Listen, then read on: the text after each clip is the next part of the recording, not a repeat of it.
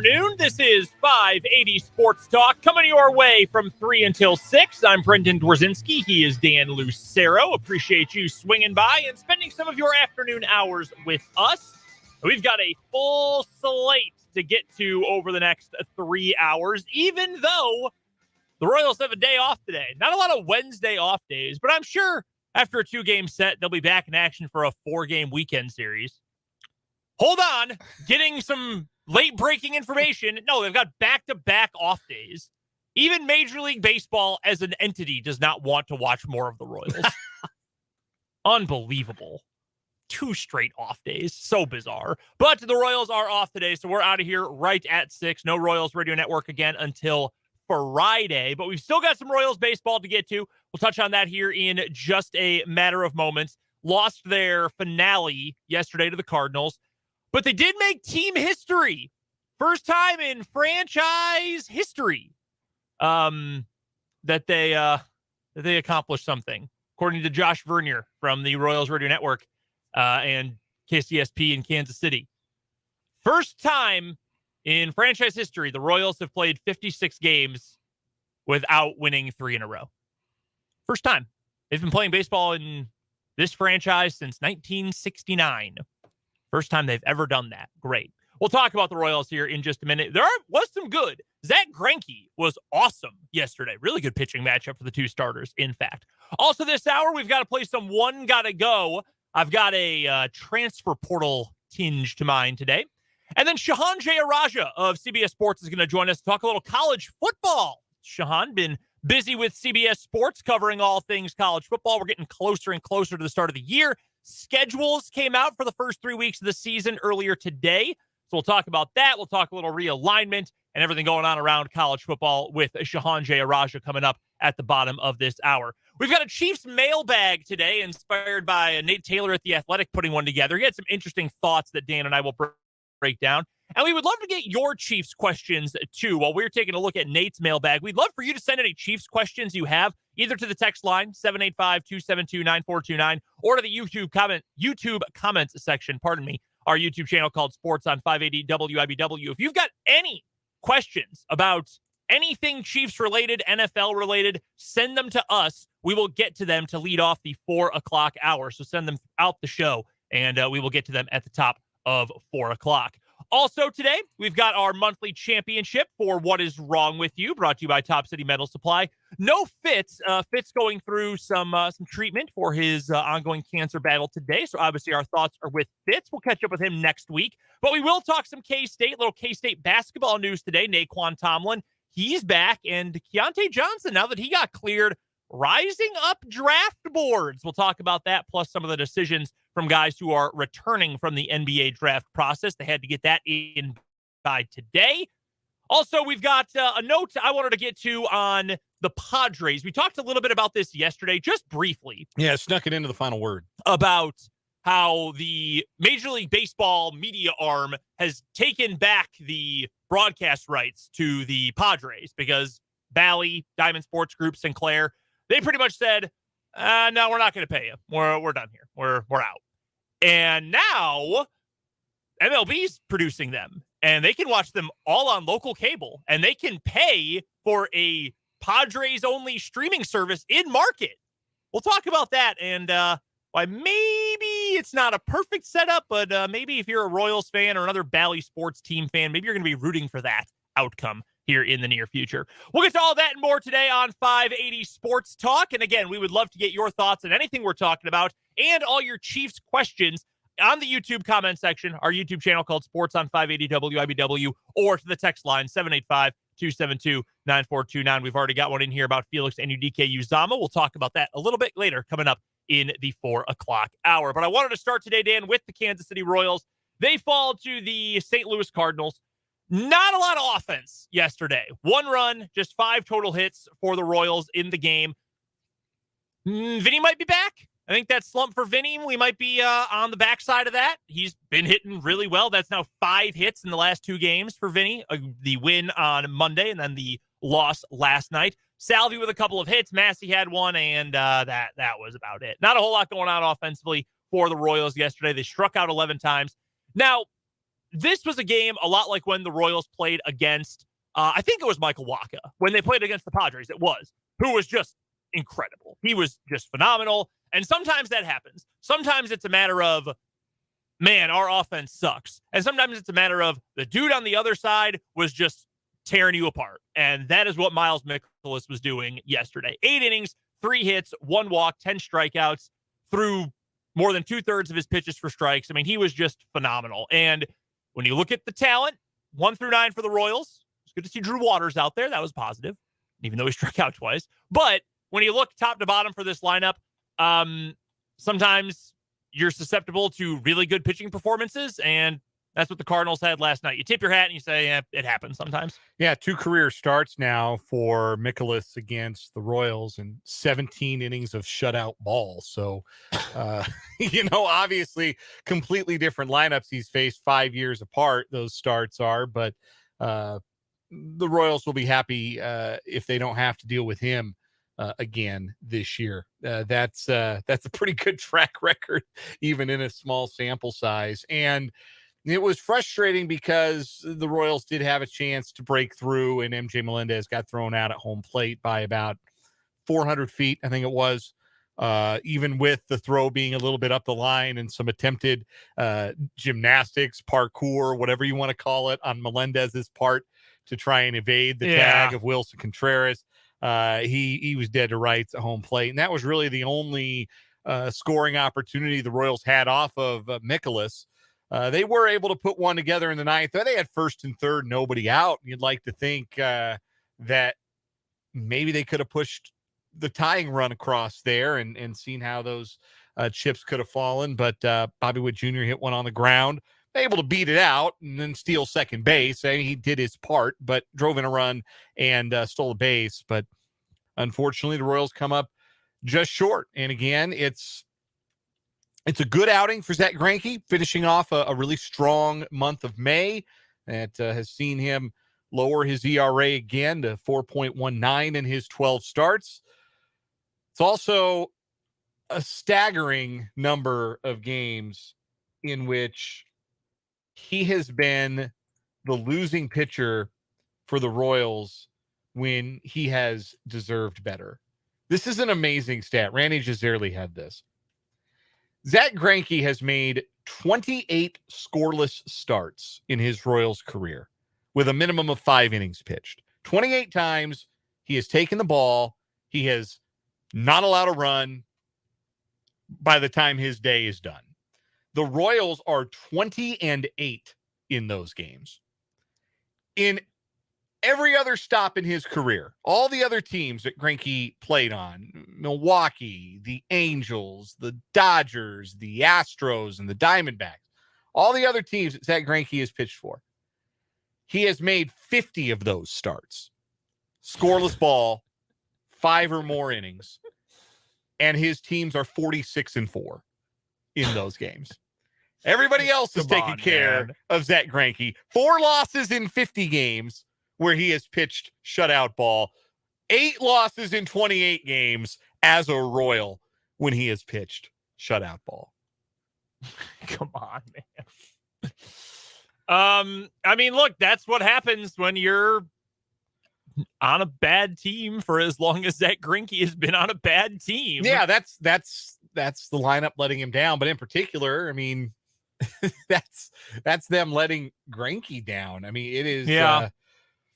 I'm trying to dig up his game log here and look exactly at the number of runs scored in his starts this season by the Royals. Are you ready for this? I don't think you're ready for this. 0, 0, 2, 4, 11. Greinke was pulled after 5 and did not factor in the decision. 1, 6, that is Greinke's lone win of the year against Baltimore back on May 3rd. 12, Greinke did not factor in the decision. 3, 0, 4, and 1. So the Royals are 3-9 in Greinke's starts, despite the fact that he has allowed 2 or fewer earned runs in, let me do some quick math, 1, 2, 3, 4, 5, 6, 7 of his 12 starts. He has allowed 2 or fewer runs in 5 or more innings. 7 times. The Royals in those starts this year are 1-6. That is a lack of support that I think the courts might find to be criminal. Like, take your passport, revoke your driver's license kind of lack of support. Yeah. I've always kind of wondered how that happens. Certain guys just don't get run support. And things are cyclical in baseball. Things change year to year. Sometimes it's, wow, I can't believe he's gotten so little run support this year, but it's really average over time or whatever.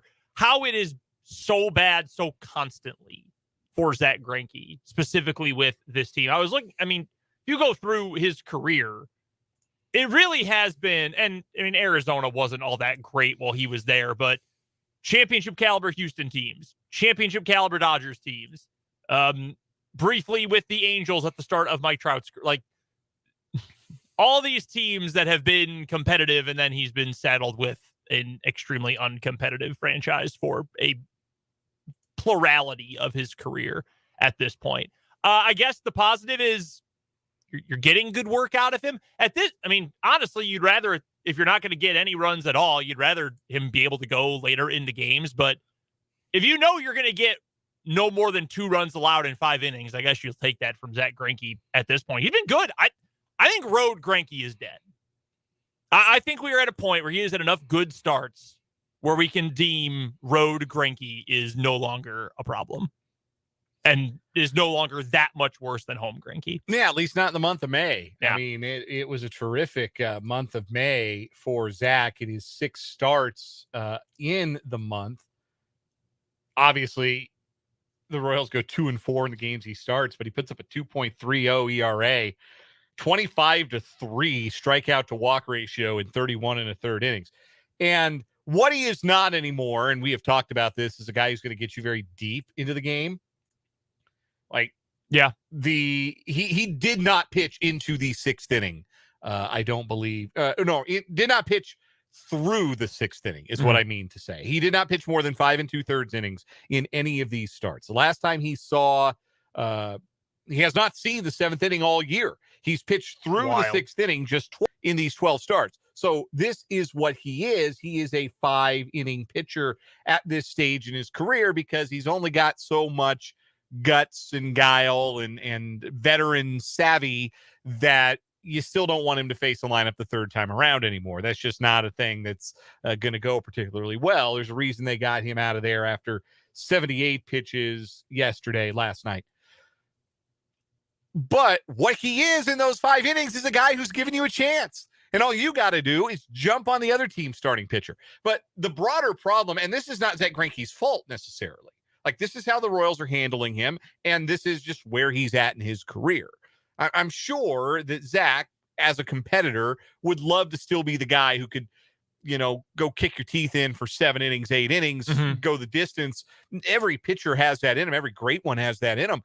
But, the tank's near empty in Zach Greinke's career. It's his age 39 season. He's been doing this for 20 years and over 3,300 major league innings. You get to this point in your career, you're not throwing a whole lot of complete games anymore. So this is what he is, and this is how the Royals have chosen to handle him, and that's all very understandable. But the problem you wind up having is that you ask so much of your bullpen in games where Greinke starts. You ask for 12 outs from your bullpen every night.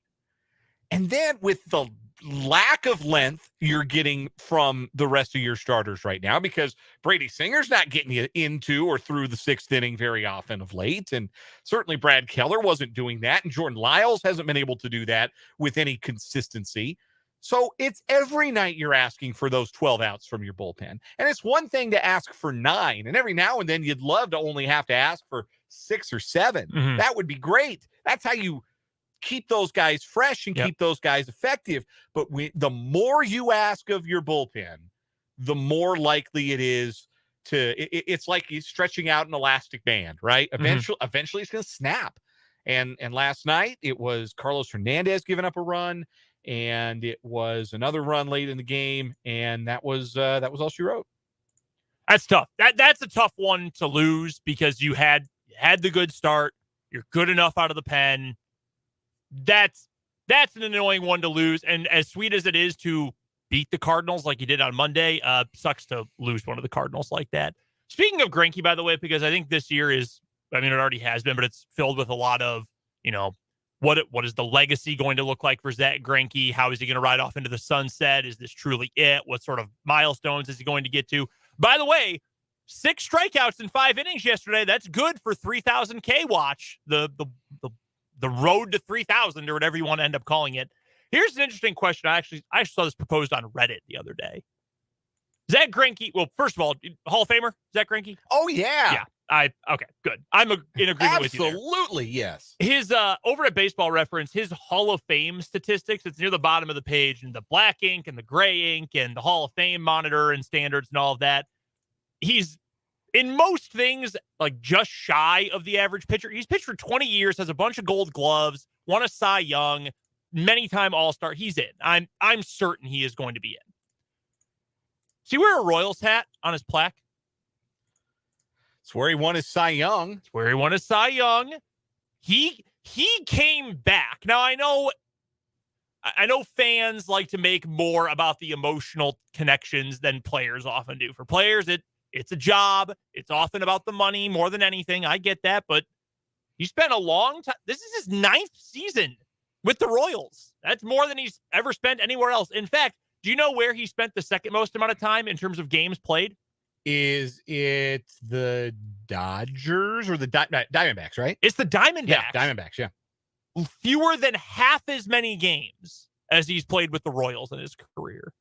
Now, he also had some of his best statistical years with the Dodgers, including the year where he had a 1.66 ERA and didn't win the Cy Young in 2015. Shout out to Jeyarajah. But if he is going to go into the Hall of Fame with a specific team, I don't know how it's not the Royals, to be honest with you. I do. I agree with you. I think it does. I think it does have to be the Royals. We had a texter from 785, and we welcome your text on the text line 785-272-9429. Ask about the caliber of pitchers that Greinke is facing. How often is Greinke going up against the other team's ace? Does that figure into the lack of run support?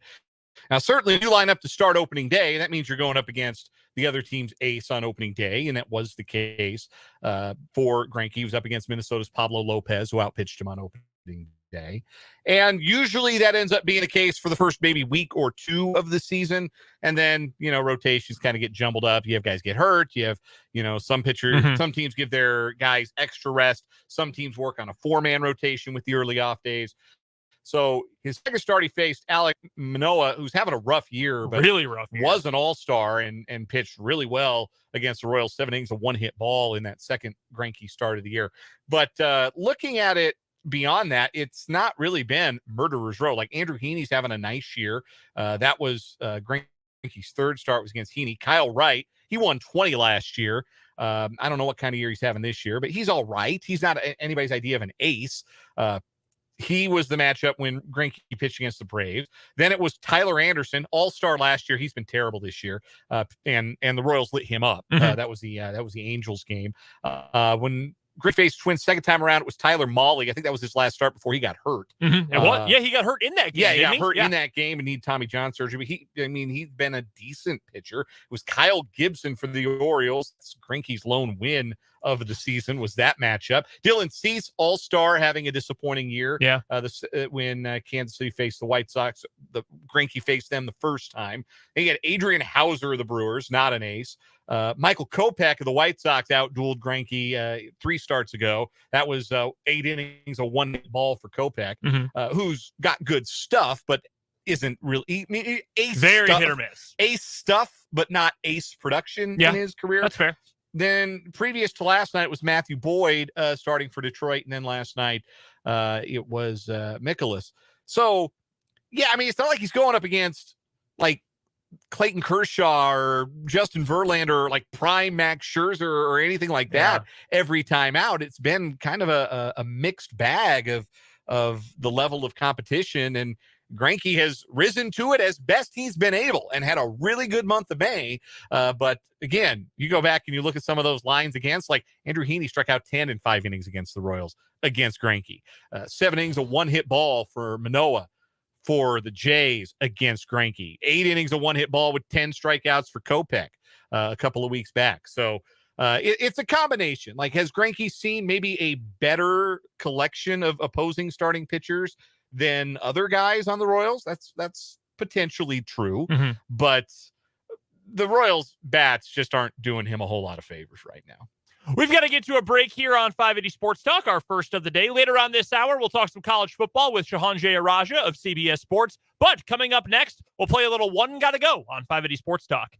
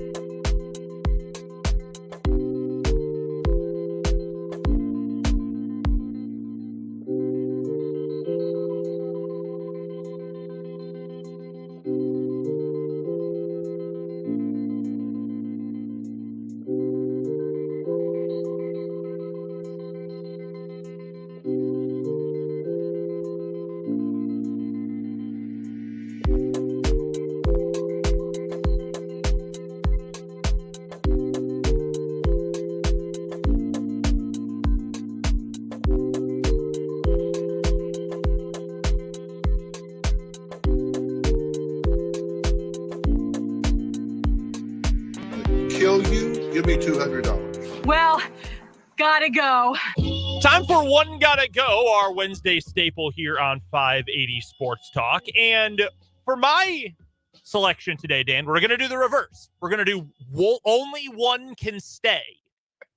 All right. So your options today, your category, names of players in this year's college basketball transfer portal.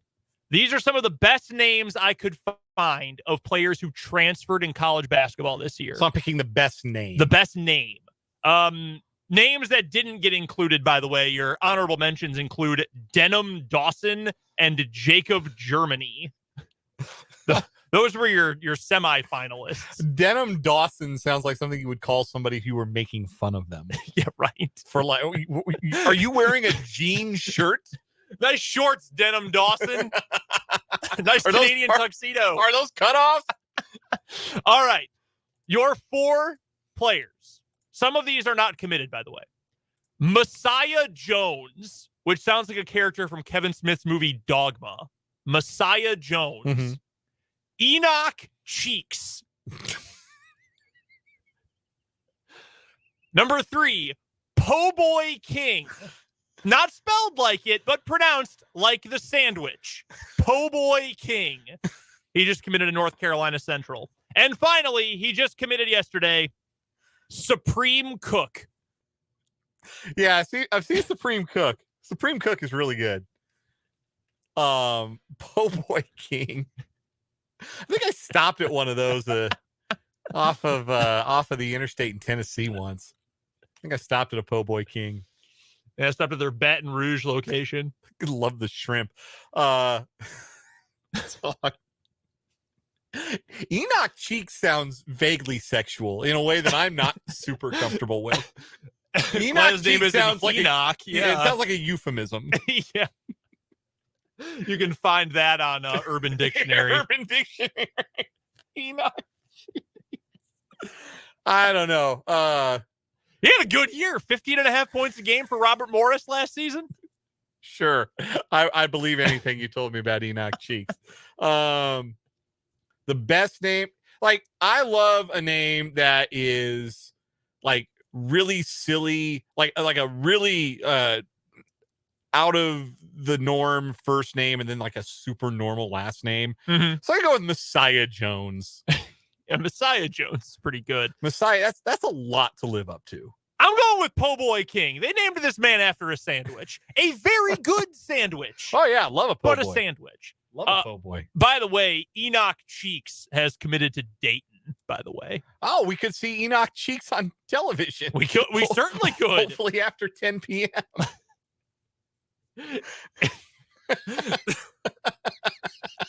That one's really good.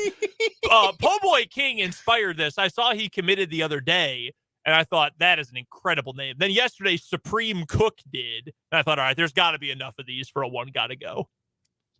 Enoch Cheeks. That's really close to something really dirty. So for mine today, the last of the 8 transfers from the University of Kansas's basketball program has found a home. We're going to get into this a little bit more in the 4 o'clock hour, but in case you have not heard, Ernest Uday is staying in the Big 12. He's going to TCU, and that is where Uday will continue his college basketball career. So there are 5 of the 8 players that have landed in Power 6 leagues because we go ahead and include consider the Big East. Yeah, we include the Big East. So around here, we respect and love the Big East Yep. and consider that a power basketball league. I'm going to give you the cities that they've wound up in, and you have to eliminate one. And because there are 5, and we typically only do 4, I am removing Joseph Yesufu's destination of Pullman, Washington from the equation because I don't want you to get in trouble at home. So yes, my wife's former hometown. yes. No. So Pullman out of the equation because we know that's not going to go. All right. But we have the cities of Fort Worth, Texas, Syracuse, New York, Raleigh, North Carolina, and New York, New York. That's where St. John's is. Mm-hmm. Zuby Ejiofor, MJ Rice, Kyle Cuff, and Ernest Uday in reverse order. That's where they're headed. So one of those cities, we're not talking about the schools. We're just talking about the cities that those young men will be spending their time in as places to be and hang out. One of them got to go.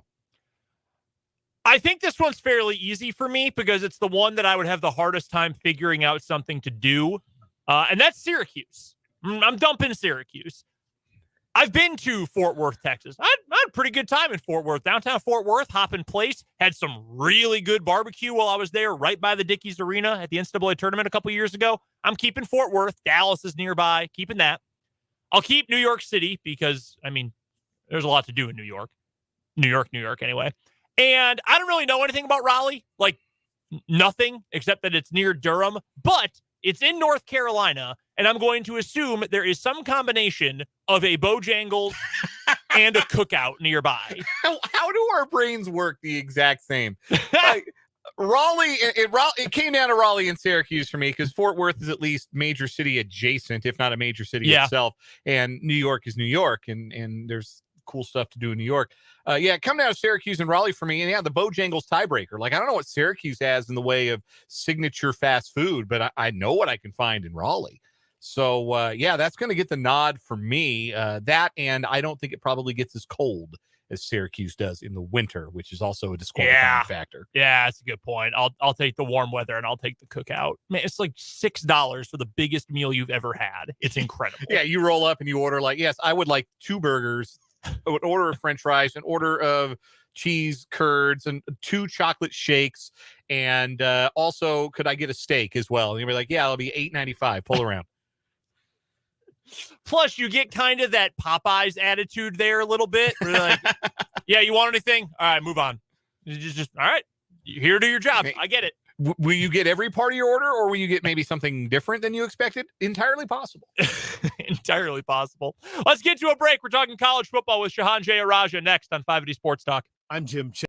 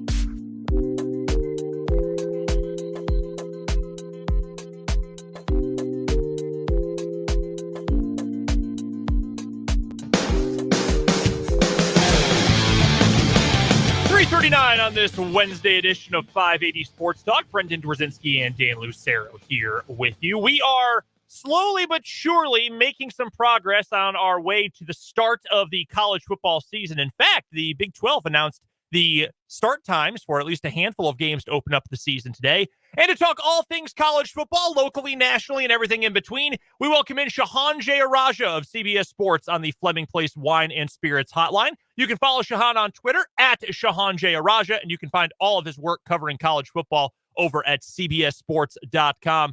Let's start with the $1 million question here, Shehan, and I say that because if you had an answer to this, I think someone would be paying you millions and millions.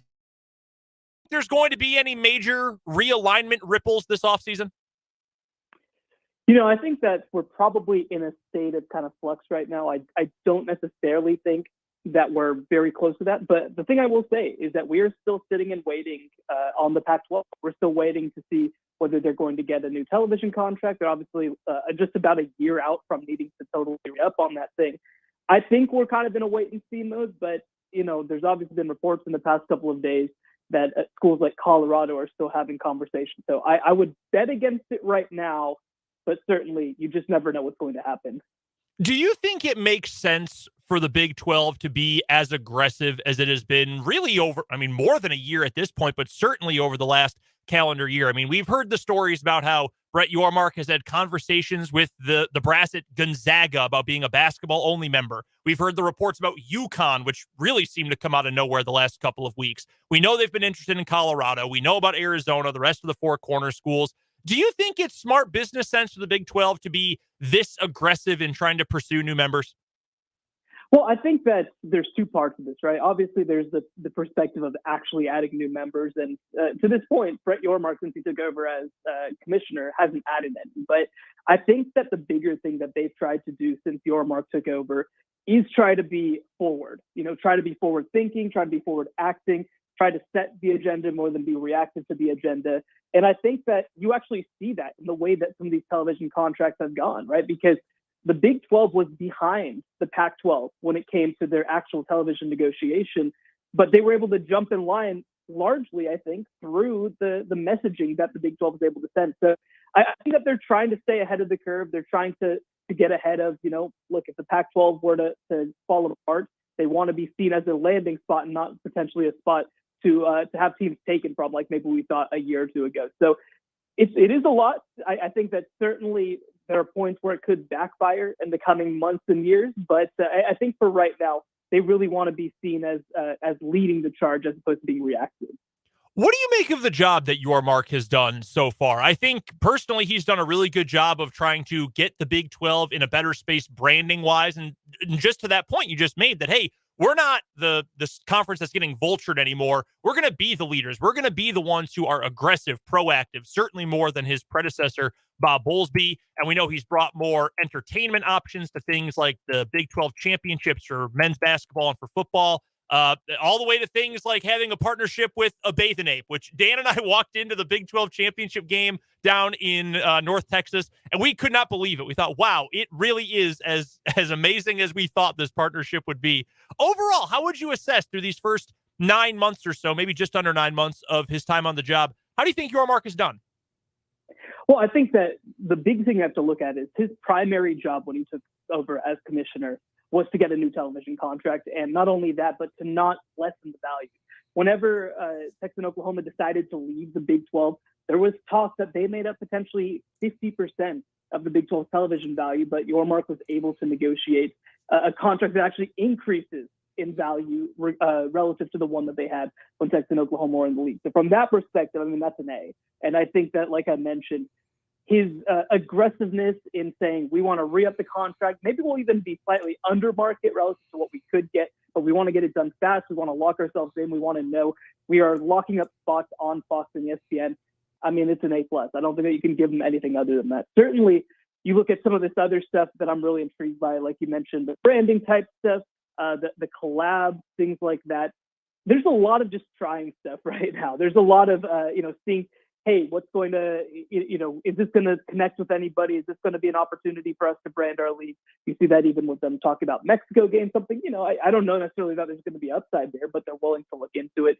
You talk about it from the perspective of, they're going to have basketball camps in Rucker Park in New York, right? So I think that the sort of idea brain of Brett Yormark has been really good. I don't know if everything's going to work, but I think that, again, when you compare it to Bob Bowlesby, who is a great, sort of college athletic statesman, versus somebody who really is concerned with branding and being forward thinking, I think that is exactly what the Big 12 needed in that moment where it looks like college football was about to pass them by.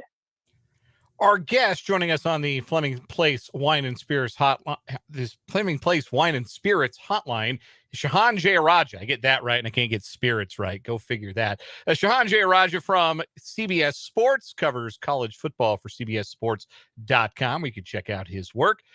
Shehan, I want to ask you this from a broader perspective, but you can narrow it down to the football perspective too. Obviously, this is the first year of the newest members of the Big 12 Conference. BYU, Cincinnati, Houston, and UCF joining the league this year. Which of those programs is best suited to jump in and have the easiest transition into life in the Power 5, life in the Big 12?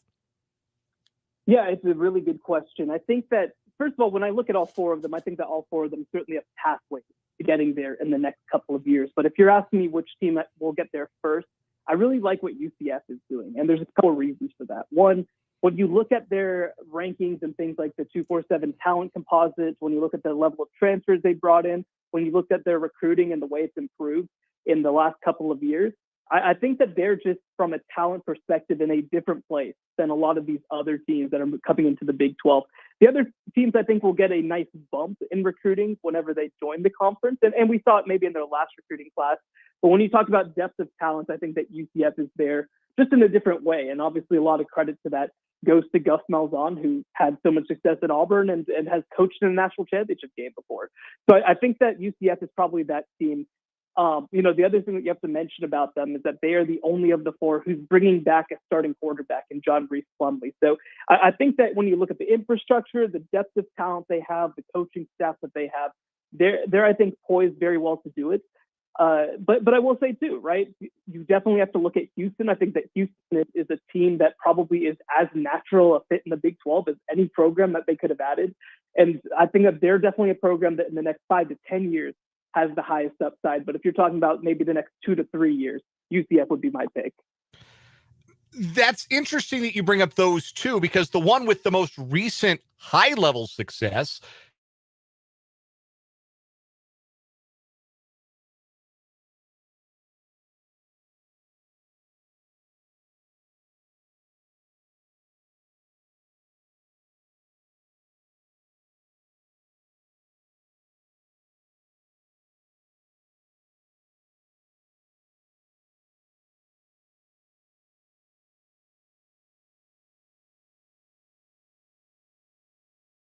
good case that that's the number one in terms of transitioning to the Big 12. I still feel very good about their future, and I think that Scott Satterfield is an interesting hire. One thing to mention about Scott Satterfield, to Appalachian State, when they transitioned from FBS to FBS, and I think you can point to that as maybe one of the greatest transitions that we've ever seen at the FBS level. So, maybe he's the right coach to do it, but there's many more unknowns at this point relative to when he was there. So I'm very optimistic about Cincinnati. I mean, look, we haven't seen two major college teams in the state of Ohio really ever. Ohio State has been able to completely lock up that market.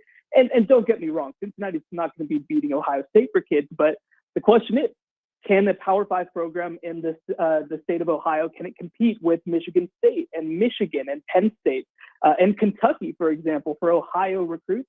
I think they have a much better chance of doing that as members of the Big 12. So I'm very optimistic about their long-term future. But again, just a lot of questions about what this staff is going to be. We're chatting with Shehan Jeyarajah from CBS Sports, national college football writer. You can find him on Twitter at Shehan Jeyarajah. And of course, all of his work can be found over at cbssports.com. Once again, for the umpteenth time in, I can't even count how many years, Shehan, there's tons of hype behind the Texas Longhorns going into this year. Another year in Steve Sarkisian's system. They've always got plenty of, highly rated recruit kinds of talent on that roster. They've got a more veteran quarterback this year 2 with Quinn Ewers, and then you've got plenty of talent behind him, including a Manning behind him on the bench this year. How deserved is the hype for UT going into this season? Well, I'll tell you what, I've covered the Big 12 and programs around the Big 12 since 2013, and I have never picked them to win the Big 12. And this year I probably will. So I think that more than in previous years, right? Because I usually don't buy into the hype. And certainly there are plenty of questions that I think Texas has to answer. But when you look at them relative to the field, you've got a returning quarterback in Quinn Ewers, who I still think has a lot of upside. Obviously, some growing pains in year one, but that's very normal for a high-level quarterback. I think their receiver room has a chance to be very improved with the return of Isaiah Neer, Jonte Cook coming in as a 5-star freshman. And on the offensive line, 2 years ago, they kind of pulled out one of the first real sort of targeted NIL deals to build up their offensive line. And Kelvin Banks, that left tackle, looks like a future first-round NFL draft pick for them. So when you look at the combination of talent, experience, guys at key spots, playmakers, I think that running back will be a question for them. But they have the number one running backs in the last 2 classes and a defense that improved a lot last year.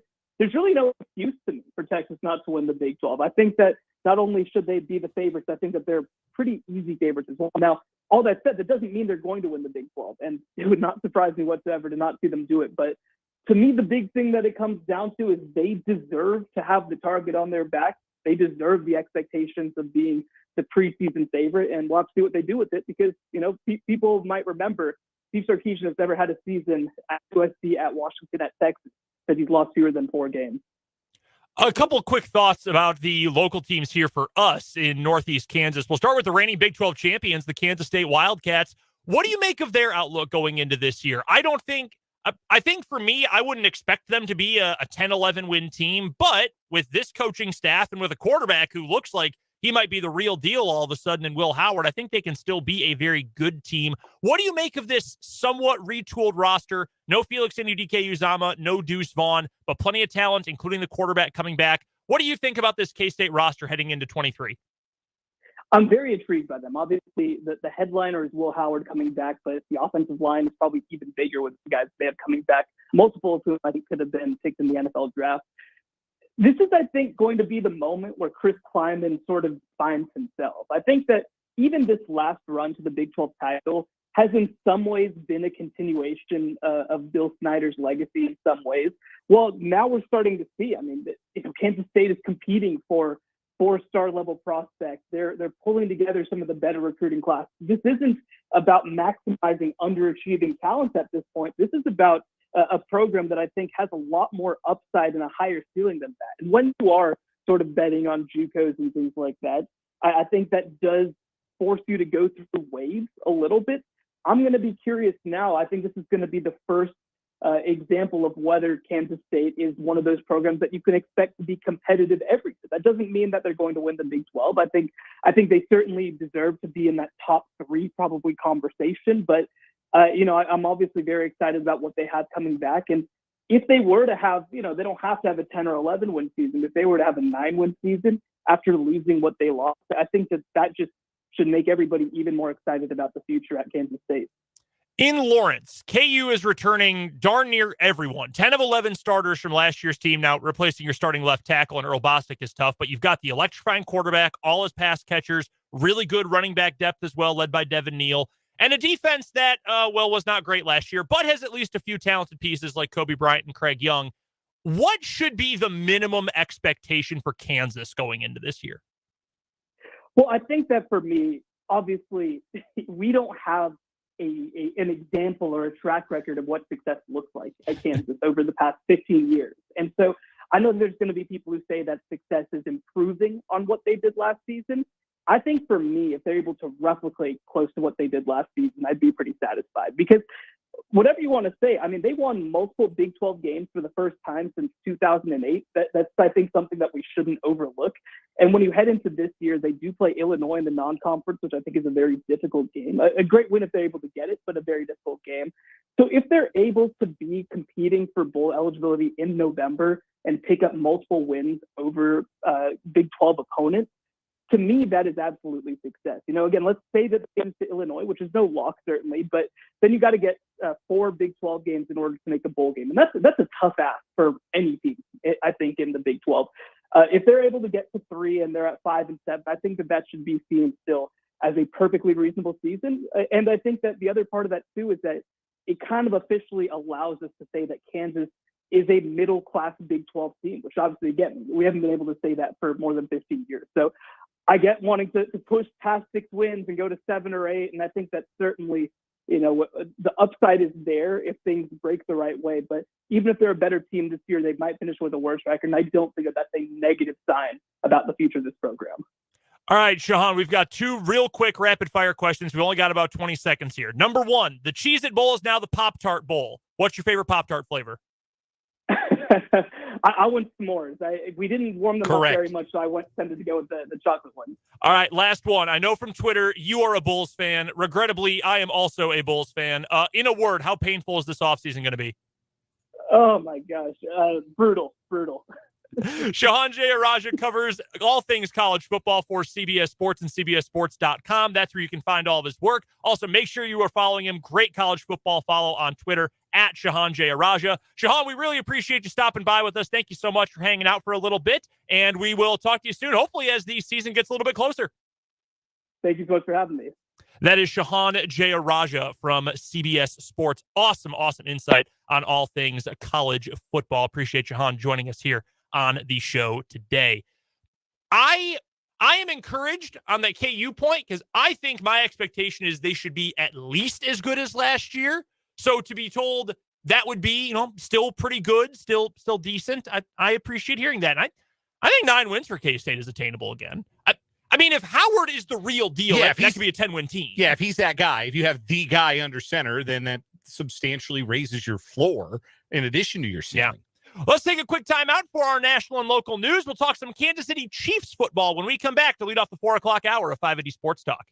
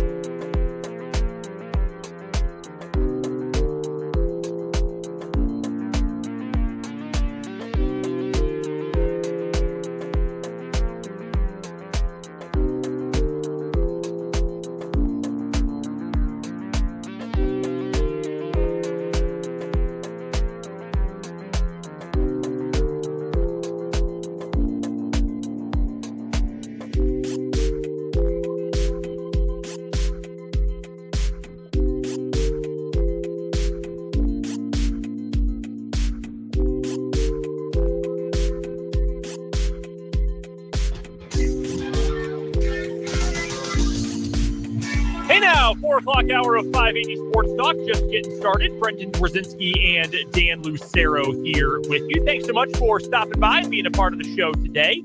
Want to also say a big thanks to Shehan Jeyarajah from CBS Sports for joining us to talk all things college football last hour. If you missed any of that conversation, been 3 really dang good interviews to start this week, by the way. All of those can be found on the podcasts page of our website. Head to 580wibw.com, take your cursor and hover over the podcasts tab. Then when the drop-down menu pops up, click on 580 Sports Talk. That's where you'll find the hour-by-hour breakdown of the show today and every day we are on the air. Hour 1 should be up right now, in fact. Coming up here in this second hour of 580 Sports Talk on this Royals off day Wednesday, we'll get to our Chiefs mailbag here in just a moment, as well as Nate Taylor's Chiefs mailbag.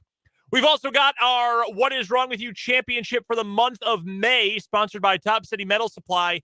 Meth salad versus AJG, a jumbo genital. If you are listening to 580 Sports Talk for the first time, you're wondering, what am I listening to? Don't worry. It's not, well, it's sort of what it seems, but not quite. We're going to pick the winner, but I'm fascinated in the wisdom of crowds, particularly our crowd. I would love to know, once we get around to that, we're going to solicit your votes on the text line, on the YouTube comments.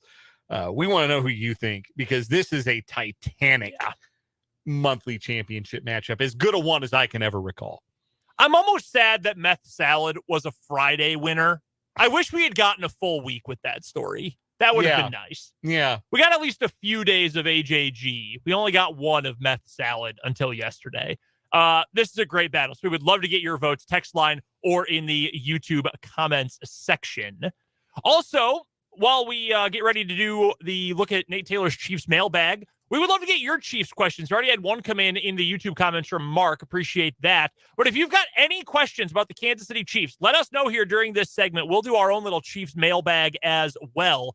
So hit us up on the text line, 785-272-9429. Or if you're watching on YouTube, or if you want to watch on YouTube, you can let us know in the comment section. The name of our channel is Sports on 580 WIBW. That's where we're live streaming the video of the show.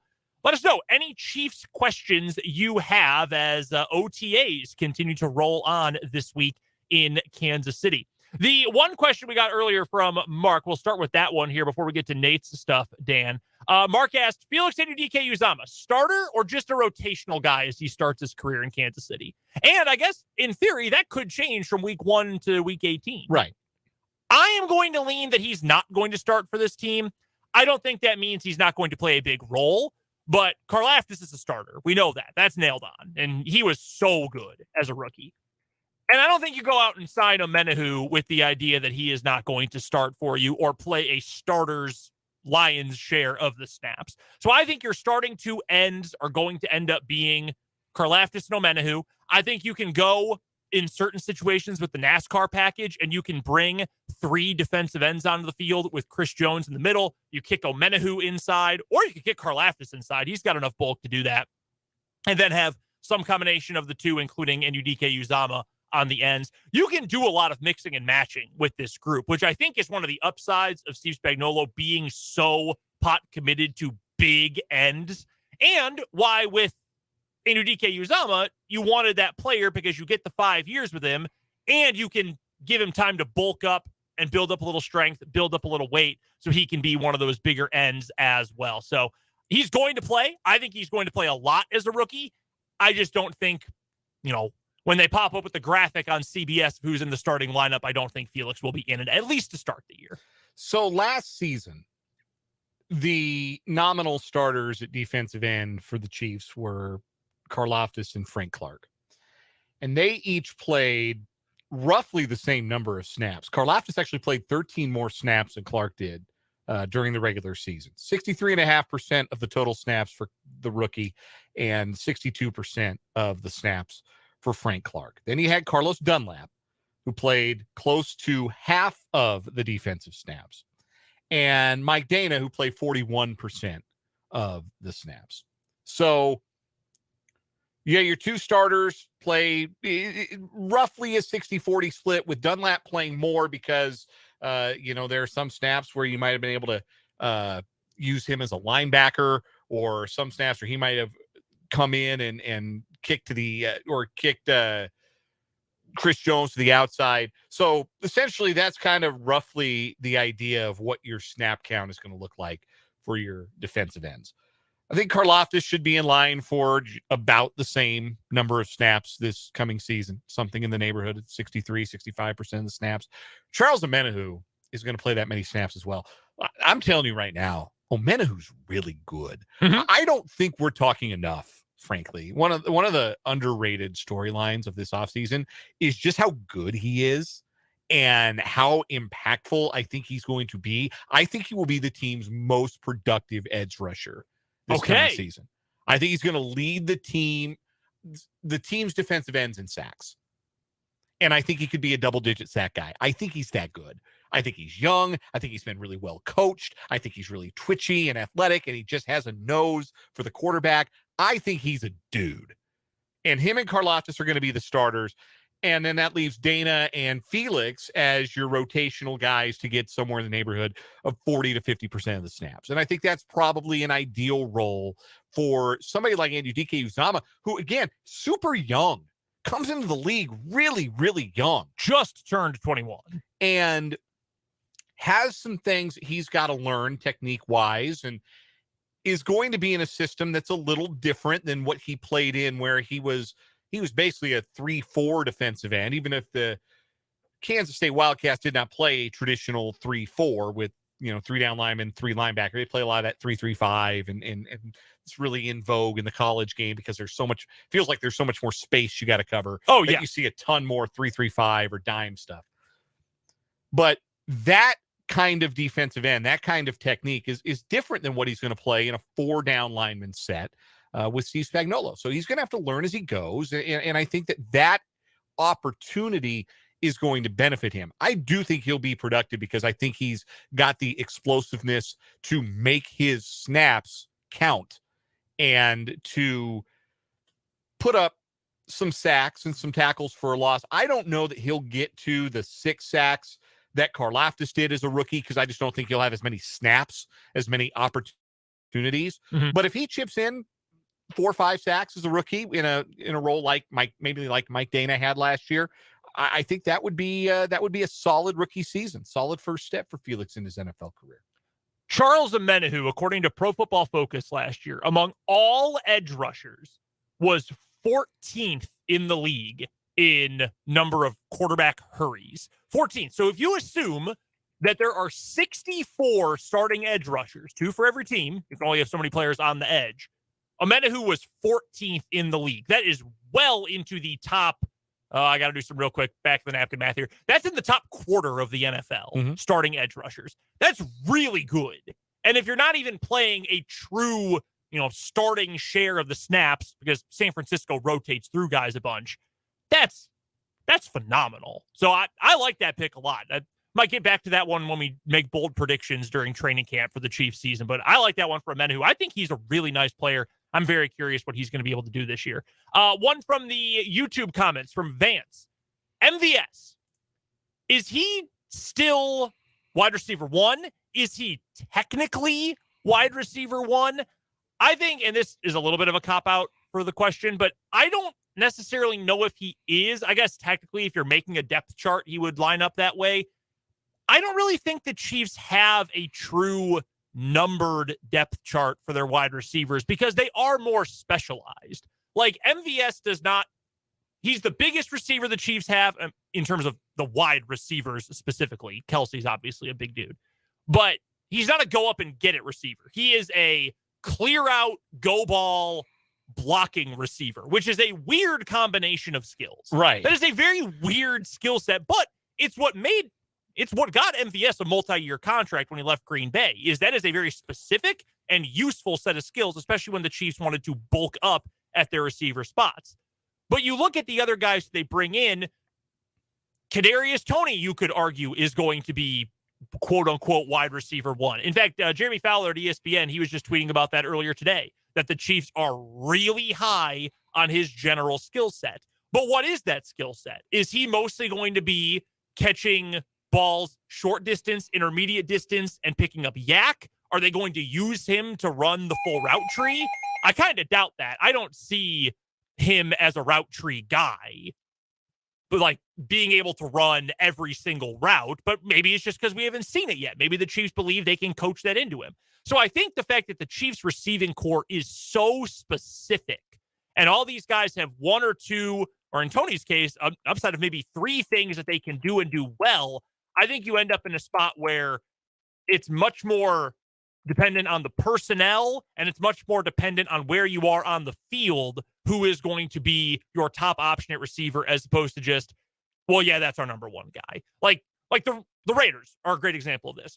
No matter where they are on the field, what down it is, number 17 is your number one option. That is Devontae Adams. He is always option number one. I think it is much more situationally specific for the Chiefs. Yeah, they don't have like that guy that goes immediately to the top of the depth chart like Tyreek Hill did when he was in Kansas City. And I kind of like the way you break it down, that it is sort of specialized, because every receiver feels like they've got a bit of a different skill set that they can bring to things. I saw this online, I think last night, and I didn't bookmark it, and I should have. And so I'm going to feel bad that I'm not crediting the person who clipped this. But it was from Mahomes' comments when he spoke during OTAs. He was talking about Rashee Rice. And one of the things that he mentioned about Rice was his ability, his feel for finding space. That's the thing that makes Travis Kelce so special, and what has made his connection with Mahomes so special over the years is that natural feel for finding space, for getting to the window in the coverage so that he can get the ball from Mahomes, so that Mahomes knows he's going to be there. I have diagnosed the defense, and I know what is coming, and I know that Travis Kelce knows that this is the space he needs to be for me to throw him the ball. Patrick Mahomes has said publicly that Rashee Rice has a little bit of that in him. And when Juju Smith-Schuster left, when he decided to sign with the Patriots, he's not going to return to the Chiefs, I talked about the receivers that work underneath, that work in kind of the dirty areas of the field, so to speak, those areas where, you know, you might be squeezing between 2 defenders. You might take a lick after this ball comes your way, but it's all about having the feel to find the space. And if Rashee Rice has that, and if it's a skill that has stood out to Mahomes in a short amount of time working with him as a rookie, there might be a bigger role for him in this offense that maybe we realize. So I think he's going to have a role doing those things. I think MVS is going to have a role doing the things that you laid out, being a deep threat. Mm-hmm. I think Kadarius Toney is going to be a Swiss Army knife type of wide receiver that's able to combine a lot of skills. And I think that Sky Moore can be that as well. So I like this group, even if they don't have a wide receiver number one. They don't have a Devontae Adams. They don't have a Tyreek Hill. They've got a bunch of guys with a very particular set of skills. And Patrick Mahomes will find them, and they will kill you. I am going to say something very mean. I think Kadarius Toney, like a very... I don't know if it's the most likely outcome for him, but I think a very likely outcome for him. What if McCole Hardman was good? Yeah, like a better, like a better, like one who could actually run around. An actualized, fully actualized, a fully realized McCole Hardman. Because I think there is value in just having Toney line up your slot right on this play, or you're going to be the boundary receiver on this play. You're going to be the X, whatever. I think there is a lot of value, though, if you plan on making him a major part of the offense, in bringing him in jet motion. Like that's sort of become a trope almost in the NFL. You're a jet motion guy. Sky Moore was that last year. He was the jet guy, even though that wasn't really his skill set. The Packers have had that. All the teams that run that sort of wide zone Shanahan system stuff, they all have the jet guy.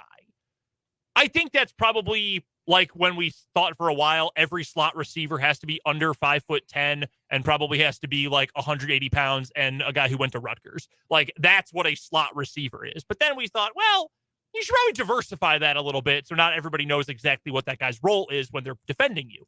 I think the same with this Chiefs offense, in that Rashee Rice maybe is going to have that role a little bit. Kadarius Toney had that role a bit last year after he got traded for. But if you think this guy's going to be a central piece of the offense, and we want him to have gravity Gravity meaning that defenses always have to know, where is Tony on the field? Where is he lined up? We've got to watch for the ball going there. There's a lot of value in bringing that guy from right slot to left slot before a play. Or there's a lot of value in flex him in, flex him back out, get the defense off balance. So there's so many different things you can do with him. And that's why I say, what if, you said it in a much nicer way, an actualized version of what McCole Hardman could have been, where you can do so many different things with him. And then after the window dressing, there's production there too. A rich man's version of McCole Hardman. Yeah, that's probably a fair way to put it. I wanted to get to a couple of these things that Nate Taylor wrote about in his mailbag. The first one, we talked about this yesterday with DeAndre Hopkins. What's the interest level? Somebody Chad asked Nate Taylor, if the Chiefs could undo the Donovan Smith signing now with DeAndre Hopkins available, would they do it? And Nate said, based on my understanding, I don't believe the Chiefs would change their decision.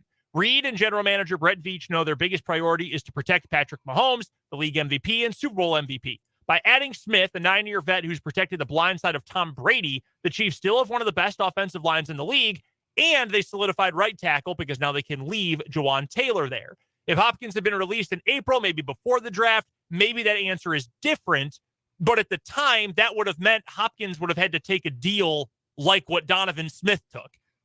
You think DeAndre Hopkins is playing a year for $4 million with incentives up to $9 million? No. He's going to look at what Odell Beckham got and said, I'm better than him. And I played last year. Right. I got suspended and hurt, and I still played last year, and he didn't. So, no, again, like I said yesterday, I get it. Yeah. I get why we as football consumers want it to happen, but it just doesn't make any sense. So I agree with Nate. I think it's solidify the line here. It's fun fantasy football roster building, but there's a lot more utility for a starting caliber left tackle on this roster than there is for a wide receiver, even a potential future Hall of Fame one like DeAndre Hopkins. A couple questions were asked of Nate regarding Travis Kelce. One was, how long can he keep playing like this? Well, that's more peak offseason. We'll get to that in like the first week of July. But I thought this was interesting. If Kelce got hurt, how do the Chiefs adjust? First, God forbid, knock on wood, all those things. Yeah. Second of all, again, what you lose with Kelce is not like the ability to line up a tight end. Like you lose that. They're going to carry 3, maybe 4 tight ends. Yeah. So like formationally, a lot of that stuff is going to be the same. What you're going to lose is an unsolvable problem for defenses. The guy that you have to double team, or the guy that you have to be aware of that dictates how the defense moves before the snap. Mm-hmm. That's the thing that's the hardest to replace. But like formationally and conceptually, I don't think the offense would look terribly different. They would ask Noah Gray and Jody Fortson to run those routes. Mm-hmm. And Mahomes would, on schedule stuff, be able to get the ball into Noah Gray and Jody Fortson. There'd be a step back, obviously, in production, naturally, but those guys can run routes. Those guys can catch passes. What the Chiefs would lose is it's 3rd and 10 and the pocket is broken down and somehow Kelce's in exactly the right spot for Mahomes to thread the needle for 16 and a first down. Like that's what you lose because there's nobody else who does that. I would be interested to see with this receiver group, who has that innate ability to come back to the ball? We always hear that during broadcasts, right? Work back to your quarterback, come back to the ball. But what does that actually mean? Well, if you ended up honestly, to the point you just made a few minutes ago about Rashee Rice and what Patrick Mahomes saw in him, if you ended up in a situation where you were without Travis Kelce for a game or a couple of games, maybe that adds a level of value to Rashee Rice. I know it's a different position, but if he does have an innate ability to come back to the ball, to find open spots, to just have that innate ability to get open, maybe that benefits him the most. I do think it is interesting maybe what you do with the running game differently if you don't have Travis Kelce, not just because he's a good blocker, because he is, but if you're moving Noah Gray to fullback or really more of an H-back, he won't be a pure fullback, not a pure tight end anymore, but if you move him to that H-back spot, he's obviously got a different role than Kelce, Fortson, Bell would have. But if you suddenly don't have Travis Kelce, okay, well, you're probably more reliant on having, or you would rather have more true tight ends than have that H-back who's used in a more limited role. So maybe you move Gray back to the outside inline part of the tight end job and you change things in the running game. I think there's a lot of different ways you can go with this. But the most important thing is that quiet as it's kept, because all the flashy plays, or most of the flashy plays, are Mahomes rolling out wide to the right and throwing across his body with ski goggles on and a Bud Light in one hand. Like, it's preposterous. He's really good in the pocket. Really, really good in the pocket. That's why I think, well, not now. I mean, Mahomes is on an otherworldly trajectory, but that's why I thought the comparisons in his first couple of years to Aaron Rodgers made a lot of sense. Like, really good outside the pocket, but surgical inside of it. That's where Mahomes is like low-key great, if you can possibly have that at this point in his career. So I think they would be fine. But yeah, I mean, is that the second worst piece the Chiefs could lose to injury? Oh, yeah. Worse than Chris Jones? Yeah, I think so. Man, I think so too. Yeah. I really think so too. Again, God forbid, knock on wood, all that good stuff. Last one I've got for you. This was also brought up in Nate's mailbag. Which departed player will the Chiefs miss the most this year? For the reasons I talked about, with like finding space and getting open and working the dirty areas of the field, I think it is Juju until further notice. Okay. Nate went with Juan Thornhill as his pick. Good answer. The safety group is fine. So much of the safeties depends on what Brian Cook is this year. Yeah. Because if he looks like a starting caliber player right away, okay, you're fine. You're locked in. Him and Reed and the rotation behind them, they're good. If Cook's not quite there, that ends up being, does that end up being your weakest part of the defense? I said it like a British man. Is that the weakest part of the defense? Probably. Yeah. Probably. I mean, if your corners are as good as they are, your linebackers are that good, you're probably fine. And I don't think it's super weak, just relative to the rest of the defense. We appreciate the listener questions that came in from YouTube during this segment. I know we're due for a break, but we got to pass this along. We have a severe thunderstorm warning to tell you about from the Capital Federal Weather Center. This is for West Central Jefferson County. Until 4:45 p.m. Central Time. At 4:15, a severe thunderstorm was located near Perry Lake, moving north at 15 miles per hour.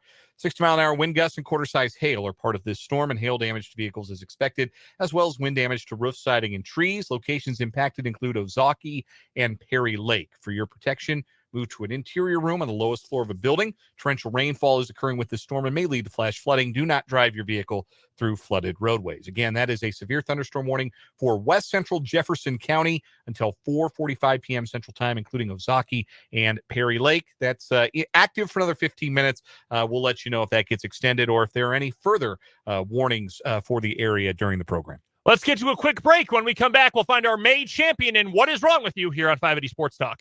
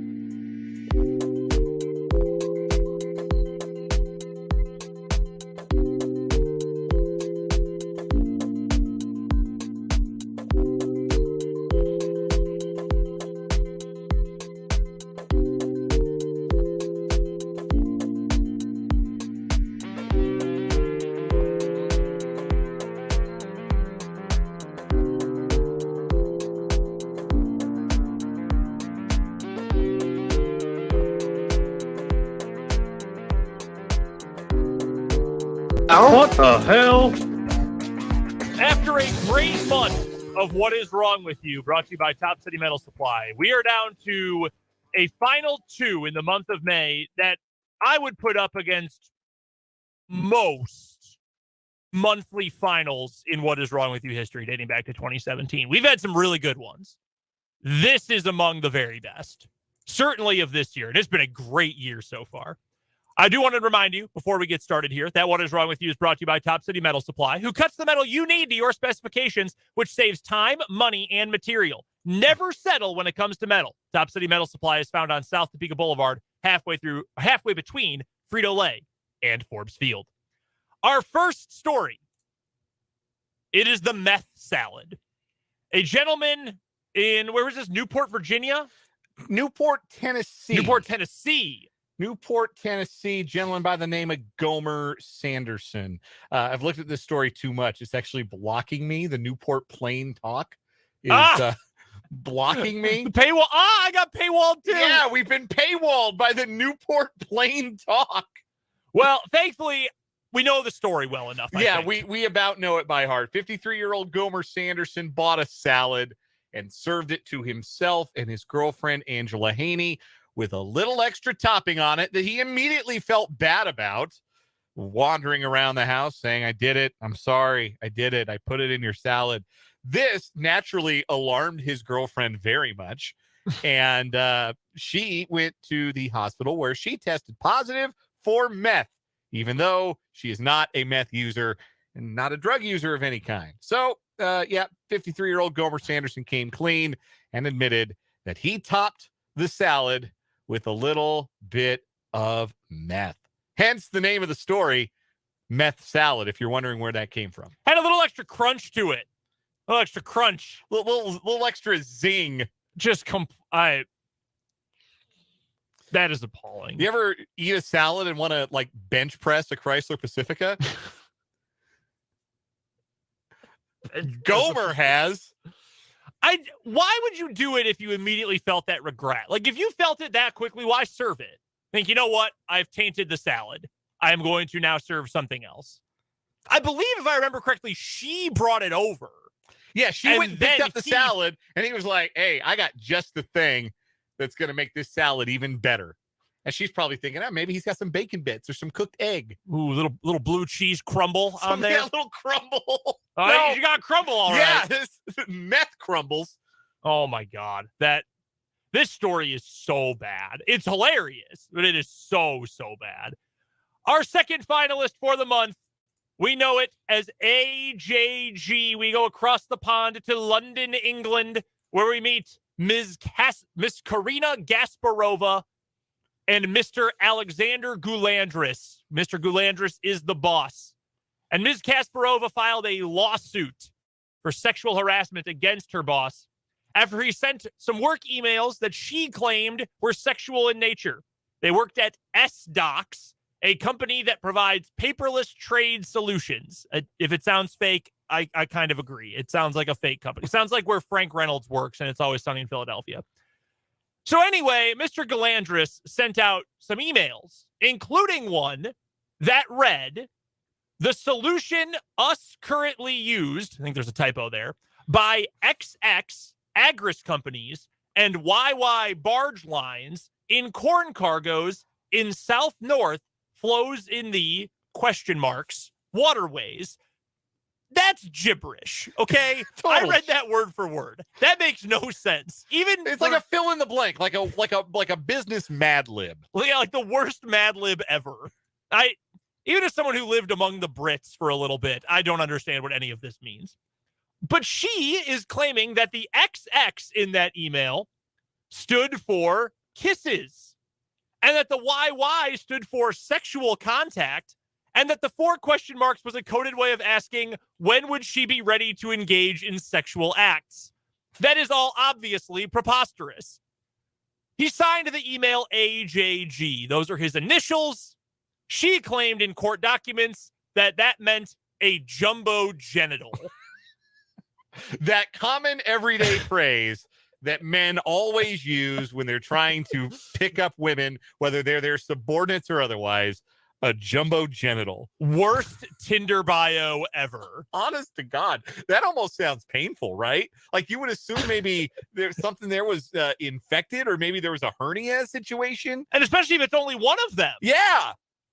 Like you need to see a physician if you have a jumbo genital. Oh my God. It's just so outrageous.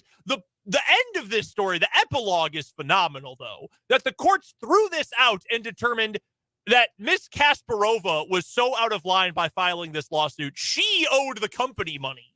She got no damages. She had to pay damages. This lawsuit was so ridiculous. The tribunal, I have actually found a secondary link to a story from the Independent, which includes a picture of Mr. Alexander Gulandris, which is nice to be able to put a face to the jumbo genital.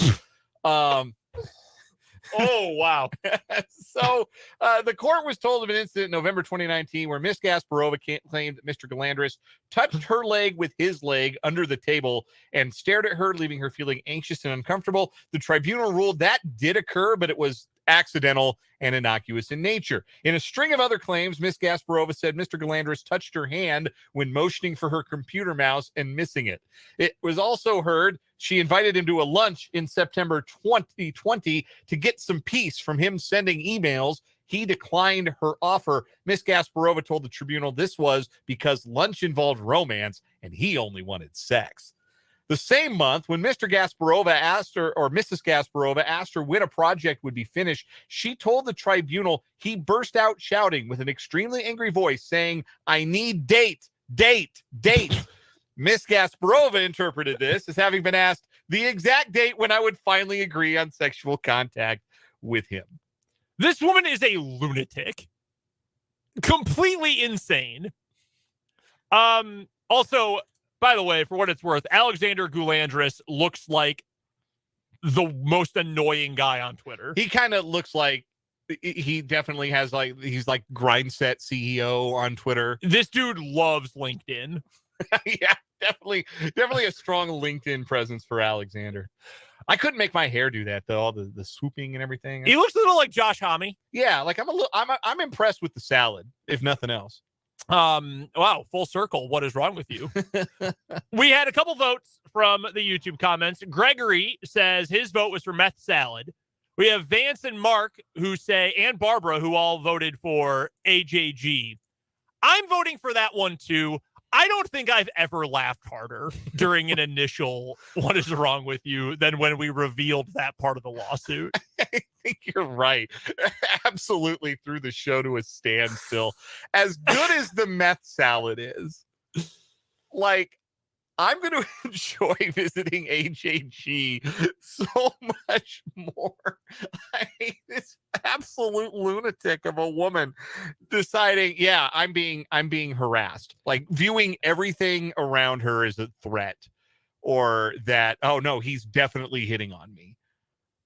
It's just so outrageous. We do have another vote from Clayton who mentions he would vote for meth salad. It's a great story. It is a winner in many months. But not this month, because it had to go up against a jumbo genital, which is our new May winner in What Is Wrong With You, and will advance on to the end of year Tournament of Champions coming up at the end of December. What Is Wrong With You, as always, brought to you by our good friends at Top City Metal Supply. Metal cut to order when you need it. That is Top City Metal Supply right here in Topeka. We start a new month of What Is Wrong With You coming up on tomorrow's show. Right now, though, we have to get to a break. No Fitz today, but we will talk some K-State hoops coming up next right here on 580 Sports Talk. The Cowboys and Cowgirls are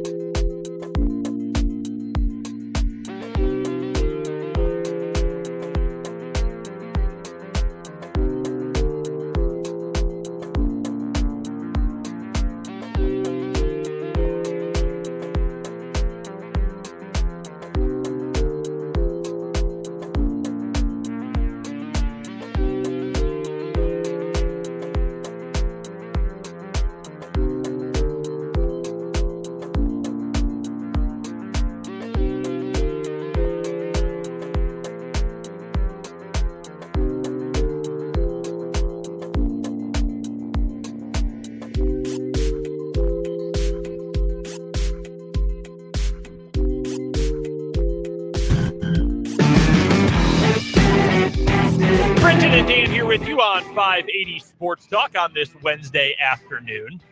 No Tim Fitzgerald today. Fitz is going through a round of treatment on his ongoing battle with cancer. So we are, of course, sending our best wishes to Fitz today. We'll talk to him soon. And, of course, we're sending our best wishes to our good friend from GoPowerCat.com and from so much more as well, more than just his job. But we did have some K-State basketball we wanted to get to today. Naquan Tomlin, one of the first players today on the deadline day to withdraw from the NBA draft. He was one of the first today to withdraw. I'm going to be honest, I forgot multiple times over the last few weeks he had actually entered the draft process because I have just figured the whole time he was coming back. I don't blame him for sticking it out and going through as many workouts as possible, though. We'll get to some names here, if not in this segment in headlines, but we'll get to some names of guys who are either coming back or leaving. Tonight is the deadline. Midnight Eastern time tonight. Guys have to either decide I'm going to turn pro for sure, or I am going to return to school, transfer, go back to my school, whatever it might end up being. We have said it a number of times. Naquan Tomlin, I think at least, has all Big 12 first team kind of potential. Almost completely unmolded clay. And in his first year of high-level basketball, essentially as just a pure athlete. Like, it's like when you recruit a football player as an athlete and you don't really know where they're going to play. Mm-hmm. That's essentially what Naquan Tomlin was. Although it's different when there's only 4 other guys on your team on the floor as opposed to 10 others on the football field. And he was awesome. I mean, he was, at times, I mean, there were probably some games where he was their second best player, if, you know, that little slump Keontae had midseason. Mm-hmm. But at worst, he was the third best player on an Elite 8 team at K-State. And he's only going to get better. 10.5 points, 6 boards, a block, an assist, a steal per game. Shot 50% from the floor despite not being a particularly great three-point shooter. And that's one of the 3 things that I think are the questions for Tomlin as he gets into the lab and, so to speak, the gym, and remakes his game or bolsters his game as he goes into this next season in Manhattan. The 3 biggest questions for Naquan Tomlin to me are, number one, can he stay on the floor and out of foul trouble? That was something that dogged him throughout the season. And a big part of the reason that was a problem for him was because he had to play out of position more than I think K-State would have liked. Mm-hmm, they played him at the 5 quite a bit. Now, as they're currently constructed, they may have to do that again next year. They've only got 2 bigs. They've got Colbert and they've got Gasson coming back. They might have to play him as a 5 again. If he gets a little stronger, if he can put some pounds on his 210-pound frame, he might be able to hold up better and defend better without fouling and stay out of that foul trouble anyhow. Mm-hmm. But that will be one thing. He's got to be able to stay on the floor, and first and foremost. Can he be a threat from three-point range? He was a 28% three-point shooter last year on 69 attempts. Shot it better in the second half of the season, seemed to get more comfortable in particular with the corner 3. And he was never really shy about shooting it either. Like when he got it in the corner, he was open, it went up. And so I think he's a confident enough shooter. Can he get that number up over 30%? Can he make a third of his threes? I think if he could get to 33% on a similar number, maybe a few more attempts, because they're going to need, I think, that 3-point presence on next year's roster. Can he get up over 30%? Can he be somebody that teams have to guard? And then that kind of links into the third question, which is, can he get his own bucket? And there were times where it looked like, you know, he's got the capability to take somebody off the dribble. He could take a bigger defender off the dribble, like a true center with maybe, you know, bigger body, slower feet, can get by them. Can he score off the dribble? Can he score in the post up? How is he going to get his? Because they're going to need more than 10 points per game from him this coming season. No doubt. They lost, 37 to 40 points a game. I'm not looking at the exact numbers. They lost close to 40 points a game in losing Noel and Keontae Johnson. Along with Desi Sills. And they lost Desi Sills, who could be a double-figure guy for them at times as well. So they're going to need a little bit more offense. He doesn't have to be a 20-point-a-game guy. He doesn't have to replace all of Keontae Johnson's production. But if any 2 of those 3 questions are answered in the affirmative, if he can stay out of foul trouble, if he can shoot a little more reliably from 3, if he can, when the occasion calls for it, get his own bucket, then yeah, I think that's a first team all Big 12 caliber player. I do. Let's talk about Keontae here, because he could technically withdraw his name by 11 p.m. Central Time, midnight Eastern tonight. He could come back for another year. I thought he was out of eligibility all year. I thought he was a true one and done. I guess he does have a year of eligibility left. I do not expect that. I know some K-State fans have thought, I mean, if it happens, nice. If not, that's fine. We expected it was only going to be 1 year. I think some have held out hope, and I don't want to speak for anyone, of course, but I think some have held out hope. Man, if he comes back, that would be huge. I just saw this, actually. Bart Torvik, who we talk about sometimes, it's, deep dive analytical college basketball stuff. If you add Keontae Johnson to this year's roster, it takes K-State from ranked 47th in the T rank. That's Bart Torvik's metric for ranking, similar to KenPom. It takes them from 47th to 28th in the country. That's how big of a jump they would make just in this offseason by bringing in Keontae Johnson for another year. I don't think that is going to happen. Last week, or maybe it was this weekend even, he officially got clearance from the NBA's medical clearinghouse. He is good to go. There are no restrictions. There's no red flag in his draft documents. He is good to go for the NBA. And in ESPN's latest mock draft, 49th, I believe, is where Jonathan Giovanni had him. Yes, 49th to Cleveland.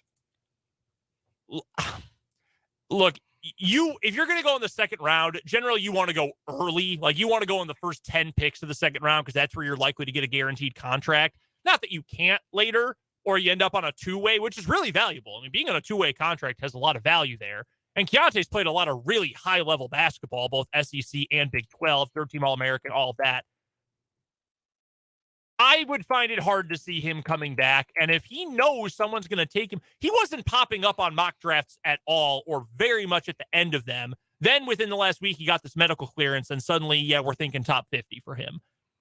I think that's a good spot for him. I think that makes sense. I actually think that's a good system that would fit him very well, scoring-wise, at the offensive end anyway. I think he is going to get drafted. I think he's got enough of a skill set to get drafted. And I think I would probably say, yeah, somewhere in that 40 to 50 range, I think makes sense. Yeah, feels about right for me too. Somebody who, again, is he going to be able to get his own bucket at the NBA level? Mm-hmm. Because he's got that turnaround jumper. He's got that solid mid-range game. Is he going to be athletic enough to hold up defensively against wings, a really athletic wing? There are going to be some questions, but as a guy who has been an All-American, has played in some big games, has overcome a lot, yeah, I'm definitely pulling for him to get drafted. I hope that's the outcome for him, and I could definitely see it happening in the second round. I know we're talking mostly K-State here, but I sort of see his profile, not in terms of body type necessarily, or even athletic, certainly not athleticism. He's a better athlete than Jalen Wilson, but I see them and how teams would view them as NBA prospects actually fairly similarly. Great college players. College production is there. Great leaders, winners, things like that. Can they get their own shot at the next level? And it's a different kind of shot for the two of them. And again, different games, different body types. But it's, do they have enough of a bag? Do they have enough athleticism that against NBA level defenders, and they're good defense in the Big 12. It ain't like, okay, regular season, like January defense, maybe right. not. Second night of a back-to-back, like stereotypical NBA defense that people who hate the NBA talk about. That's one thing, but like you watch the games. Yeah, like, okay, you get switched on to Marcus Smart, but you get switched on to Marcus Smart in a meaningful game in March or into April. Can you get a bucket? And if the answer is absolutely not, well, you might risk being undrafted, being a G League guy. If the answer is, we think we can get that out of you, that's absolutely worth a second-round pick. And I think that's going to be the question for both of those guys. I hope they both get drafted. That same ESPN mock, by the way, had Jalen Wilson going in the mid-40s. So he dropped. He had a tough combine, skill or like scrimmage-wise. Didn't have a great combine. We're going to get to some of the guys who are coming back, some of the guys who are going to stay in the NBA draft. We'll get to all that, plus the Ernest Uday news coming up in headlines. We're a little tight for time here. I do want to ask, because we've asked this question with K-State a number of times. What to you is what they need next at this point? Knowing who is leaving for the NBA, who has committed elsewhere, and surprise, that includes Ernest Uday. He's not coming to K-State. He's going to TCU. We'll talk about that more in a little bit. What is next? Is it a matter of need, or is it a matter of talent right now for K-State? It's kind of like the NFL draft thing. Do you go best player available, or do you do draft for need? Yeah, I think it's a little bit of both. I think they need as good a guard as they can get, and probably more talent. You're looking in the backcourt. Like, they've been open. They want experience there. But, like, I think they need another bucket-getting guard, a creating guard for himself or for somebody else to complement Tyler Perry and Cam Carter as your experienced guys. And then I do think they need a backup center that they trust more so than playing Tom. I think Tomlin at the 4 is where they're going to be best. Yeah. Whether that's paired with Gasson or whether that's paired with Jarrell Colbert or they get a different big, like this year's version of Bebe Giola. I really think the more that they can play Tomlin at the 4, maybe even a supersized 3, like if they can get a big man in and play Gasson at the 4, like he's not a shooter, but like athletically that works. There is a name out there who visited K-State last week. Olivier, is it Kamua? Not Kamua, from Tennessee. Okay. They're 6'9", 4-man. If you could bring him in, again, he visited Manhattan last week. If you got him, you play him at the certain lineups. You go Gasson at the 5, Kamua at the 4, Tomlin at the 3. That's the biggest lineup in the Big 12. Yeah. We'll talk some more college basketball and more in our headlines next hour on 580 Sports Talk. The best.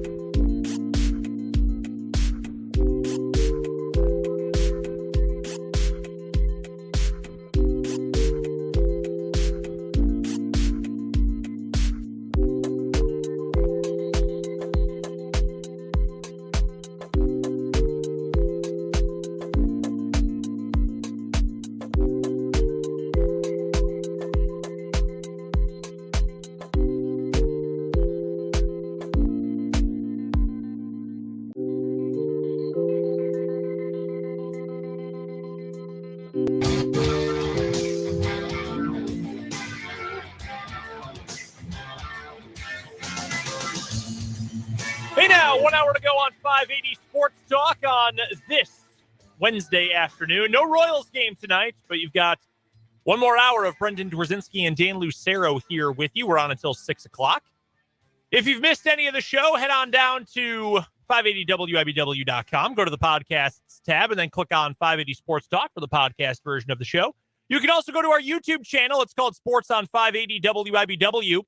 Just search for us on YouTube. Easy enough. YouTube.com. Search Sports on 580. Will pop up. Will be the top result. Subscribe to us there. And you can check out today's live stream, rewind, see anything from earlier on today. Or you can go back and check out our full catalog of shows. Again, that is on YouTube. Sports on 580 WIBW is the name of our channel. We've got a busy 580 Sports Talk headline segment coming up here in just a matter of moments. Also, some thoughts on the San Diego Padres' new TV situation and why, if you are a fan of a team that broadcasts its games on the Bally Sports Network, maybe you would be interested in what is happening to this team that until yesterday was on the Bally Sports Network. We'll get to that coming up later on this hour. Plus, we will get to your texts, 785-272-9429, and your comments on the YouTube stream. Again, the name of our channel is Sports on 580 WIBW. We've got a lot of headlines to get to, so let's dive in our 580 Sports Talk headlines on this Wednesday, May 31st, final day of the month.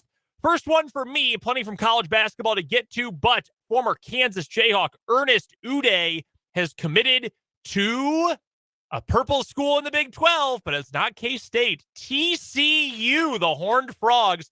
That is the new home of Ernest Udeh. He announced it by posting a sick graphic of him with shades on and Kermit the Frog on his shoulder. Yeah, isn't it so good? Yeah, it's awesome. Announced that today. That's a good get for Jamie Dixon's team. They've had a really nice offseason, and it might continue to be nice if a couple of their players who are in the NBA draft process dip out by tonight. Damian Baugh among them. There's one other player. Is it Emmanuel Miller? It is Emmanuel Miller. Thank you. They are still in. They may pull out of it, though. And even if they don't, they're a really good team coming back to TCU next year. Now, including Ernest Udeh in the post. He was obviously a major target for K-State. We spoke about that a little bit over the last couple of weeks after he announced his transfer from KU, and the group of three, TCU, K-State, Duke, was reported as the potential landing spots for him. Duke, there was an academic issue with transfer credits. Thought maybe he would end up there, ends up going elsewhere. He will pick TCU over K-State, or he has picked TCU over K-State. I don't know that that was an essential get for K-State, or an essential miss, I guess is the better way to phrase it, but it certainly would have been nice to have him there, because then your big is locked up. You have locked in Ernest Udeh as your starting center for at least the next couple of years in all likelihood. Now you've still got a hole there. TCU obviously gets better with that addition. Everyone around college basketball seems to think, yeah, this dude's going to be good. He's going to be really good. CJ Moore mentioned that, obviously friend of the program. We have talked about that a bunch. There are rumors out there, not a report, but just a rumor that NIL played heavily in his deciding where to go. And I hope that's true. And I hope he got a lot of money to go play at TCU, because these guys deserve it. But Ernest Udeh, staying in the Big 12, he is headed to TCU. Who was the best fit? Of all the 8 KU guys who transferred out, who was the best fit, or who ended up in the best spot? I think it's Udeh, because you saw how much TCU missed having a presence in the post last season, especially after the Eddie Lampkin injury. I think last year's TCU team with Ernest Udeh I think they definitely make the second weekend of the NCAA tournament. Yeah, like they were a team that had Final Four ability, but they could not defend or score inside unless they were running in transition. Mm-hmm. And maybe freshman year Udeh would not have been the help that they needed with that. And maybe he would have had his hands too full as the only post with the guy who did eventually eliminate them from the NCAA tournament, Drew Timme, who was awfully good for Gonzaga, obviously. But that was the piece that they were missing. Like, they gave their guards a lot of freedom, and they play good defense. They make a ton of plays. They're hard-nosed. They're a Jamie Dixon team. Yep. They just were missing that reliable physical post presence, and they lost that when Lampkin hurt his ankle against Kansas State, and they just never got him back. Yeah.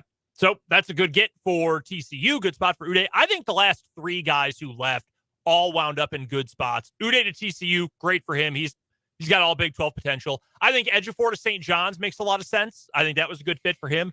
In terms of talent level to landing spot, I don't think anyone ended up in a better spot than Kyle Cuff going to Syracuse. I did not think he was going to end up in another high major. I think Bobby Pettiford to East Carolina too, and we've discussed this. Yeah, that's a great fit. Feels like he's going to get to play a lot there, and maybe be the man there at East Carolina. So that's exciting for him to see how that turns out. Yeah, I do love that for him. Lots of other announcements happening today, and this is not all encompassing. This is just some of the bigger ones that are most notable when it comes to either staying in or withdrawing from the NBA draft process. We'll start in the Big 12, where Adam Flagler has announced he's staying in the NBA draft. So Baylor's star guard, who I think very highly of Adam Flagler as a player. I don't know that he's a great pro prospect. I just thought he was their best player. I wonder if he got a promise, because I really thought he'd come back. I'm sure Baylor could shell out some good NIL money for him. I'm sure there was a team or two in the NBA that says, hey, we want you. And even if we don't get you in the draft, we want you on a two-way deal. Like, you are an NBA player, because I think he is. I don't know that he's a great NBA player. Like, I'm not talking about first round pick, but I think he's a guy who can make an NBA roster. Yeah, that's what I will say about him. Like, I know I said I don't love him as a pro prospect. I was speaking in the terms of I don't think it's maybe going to be a long and fruitful like starting for a playoff team kind of NBA career, but I think he makes a roster. I think he's a guy that gets rostered in tough, the NBA. Smart player. I think so. Can do a lot of things. Can shoot. So he is leaving Baylor. Jalen Bridges, who was a pretty important piece for them this past season, who transferred from West Virginia, he is not staying in the draft, but is also weighing his options. He may look to go play pro somewhere else, like New Zealand potentially is what they are saying about interesting Bridges. So that's becoming a pretty good league. Yeah, the NBL. So at least one known loss, another potential loss for Baylor for next year.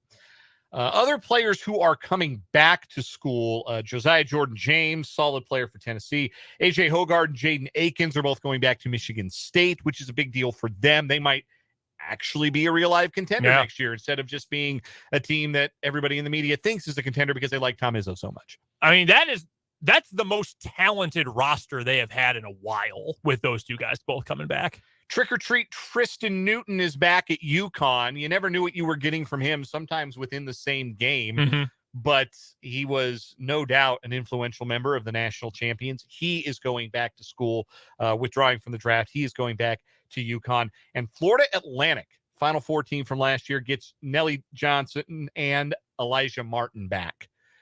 Truly, you don't see that, especially at the mid-major level. And they've got everyone. All of their underclassmen are all coming back. And their stud head coach. Yes. Which is a big deal. They move leagues to the they're going to play in the American next year. They will be the favorites to win that league, and they are going to be a team. I think the preseason top 10 is not out of the question for them. With that much talent? No, certainly. And what they did in the tournament with 35-3 in the regular season. Yeah, like I think that's a or 35-3, 35-4 overall, I think is what they end up going.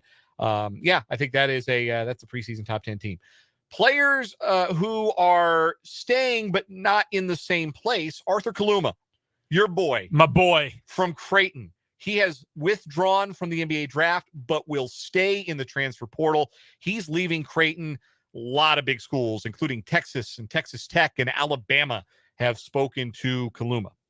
According to Jeff Goodman of Stadium and the Field of 68, Kentucky also. We'll get to Kentucky here momentarily. Talking about players who are leaving.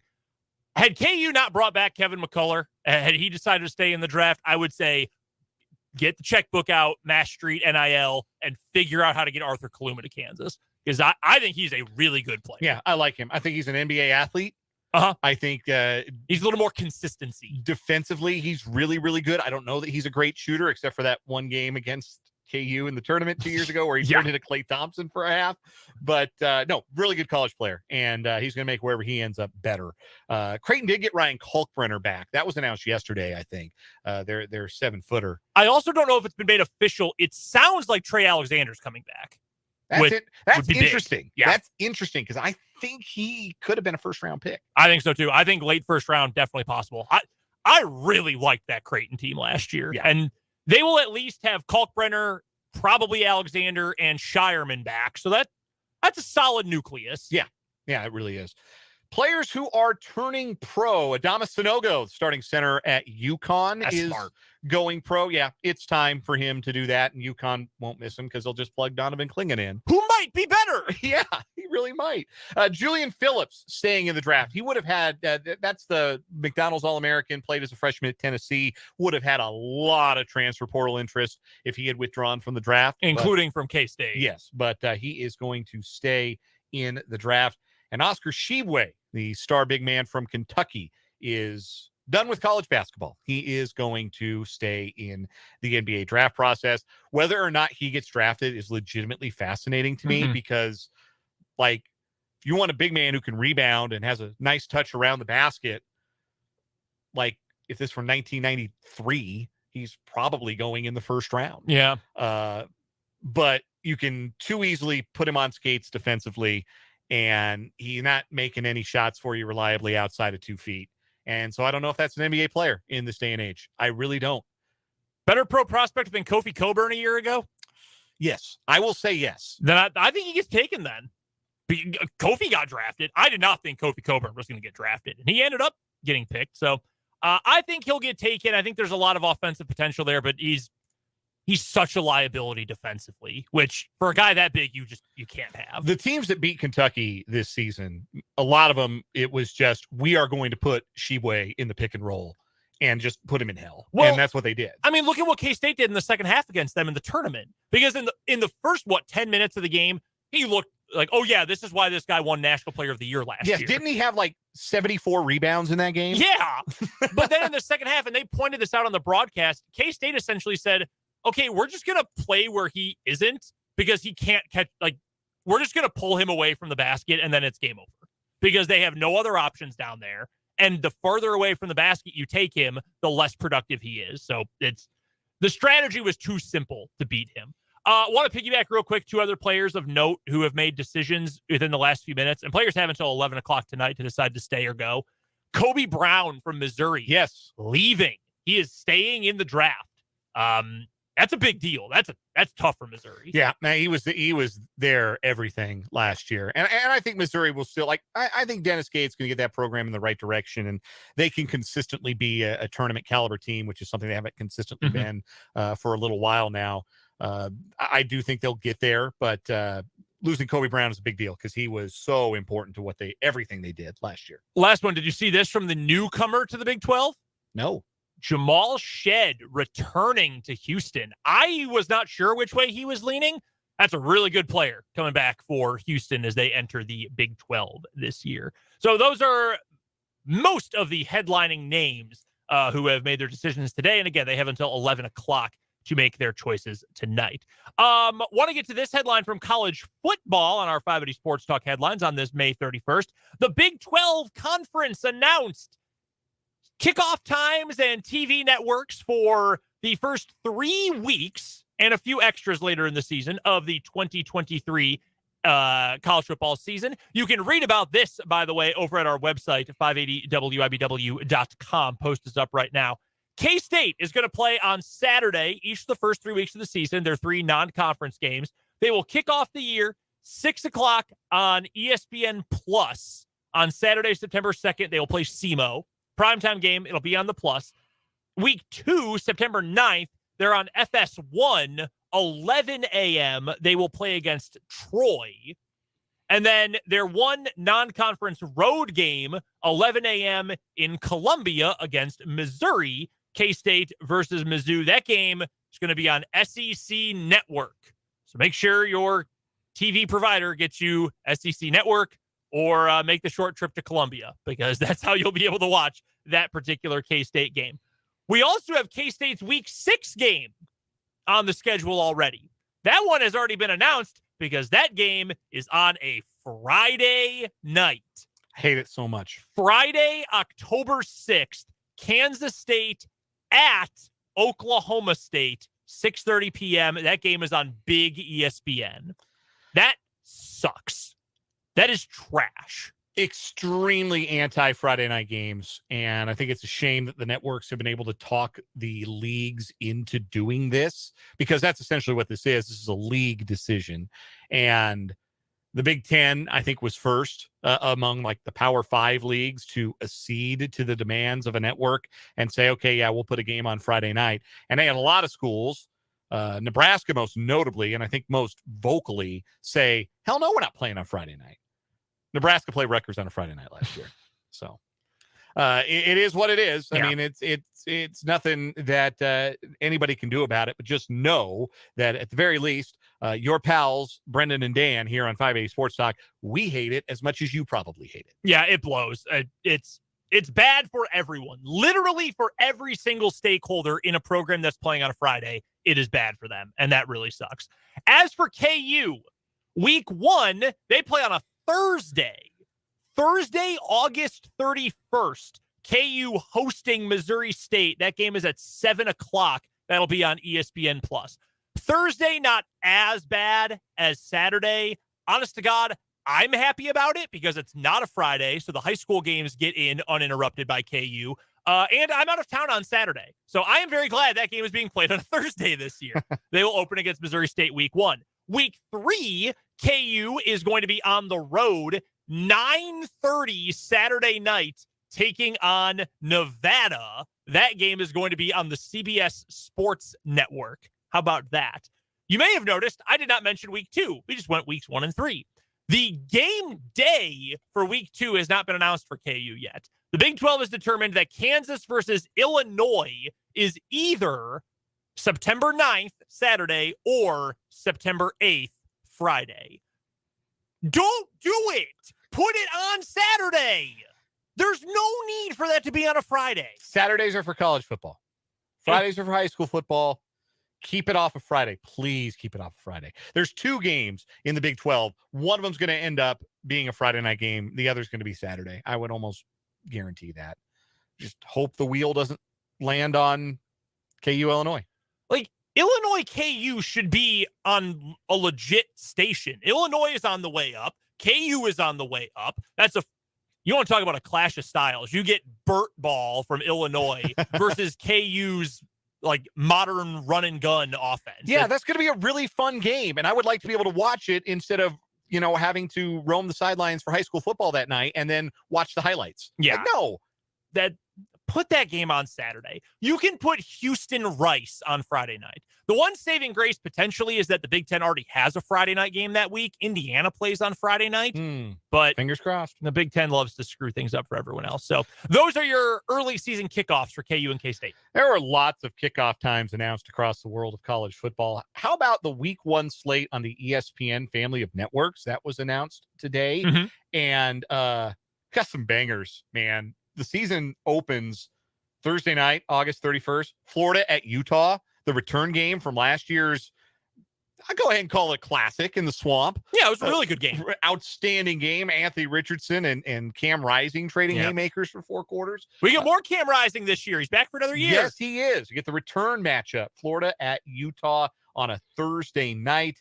Also on the opening weekend, Virginia and Tennessee. Okay. Boise State at Washington. That should be quite a bit of fun. Love that. North Carolina, South Carolina in Charlotte. That's the Duke's Mayo Bowl. Yep. First time those schools have played in a while. Then you got a potentially fun Pac-12 after dark / Big Ten after dark.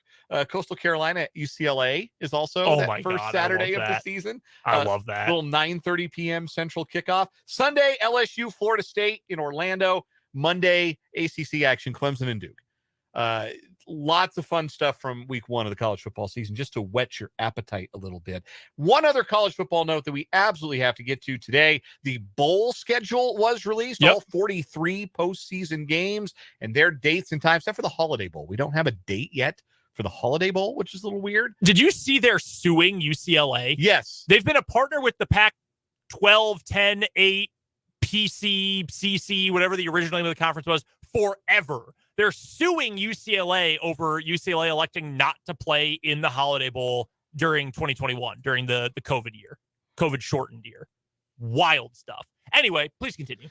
Yes. So most of the bowls are returning in the form in which you remember them. One exception to that is the game formerly known as the Cheez-It Bowl in Orlando. It is changing names. It is undergoing another brand change.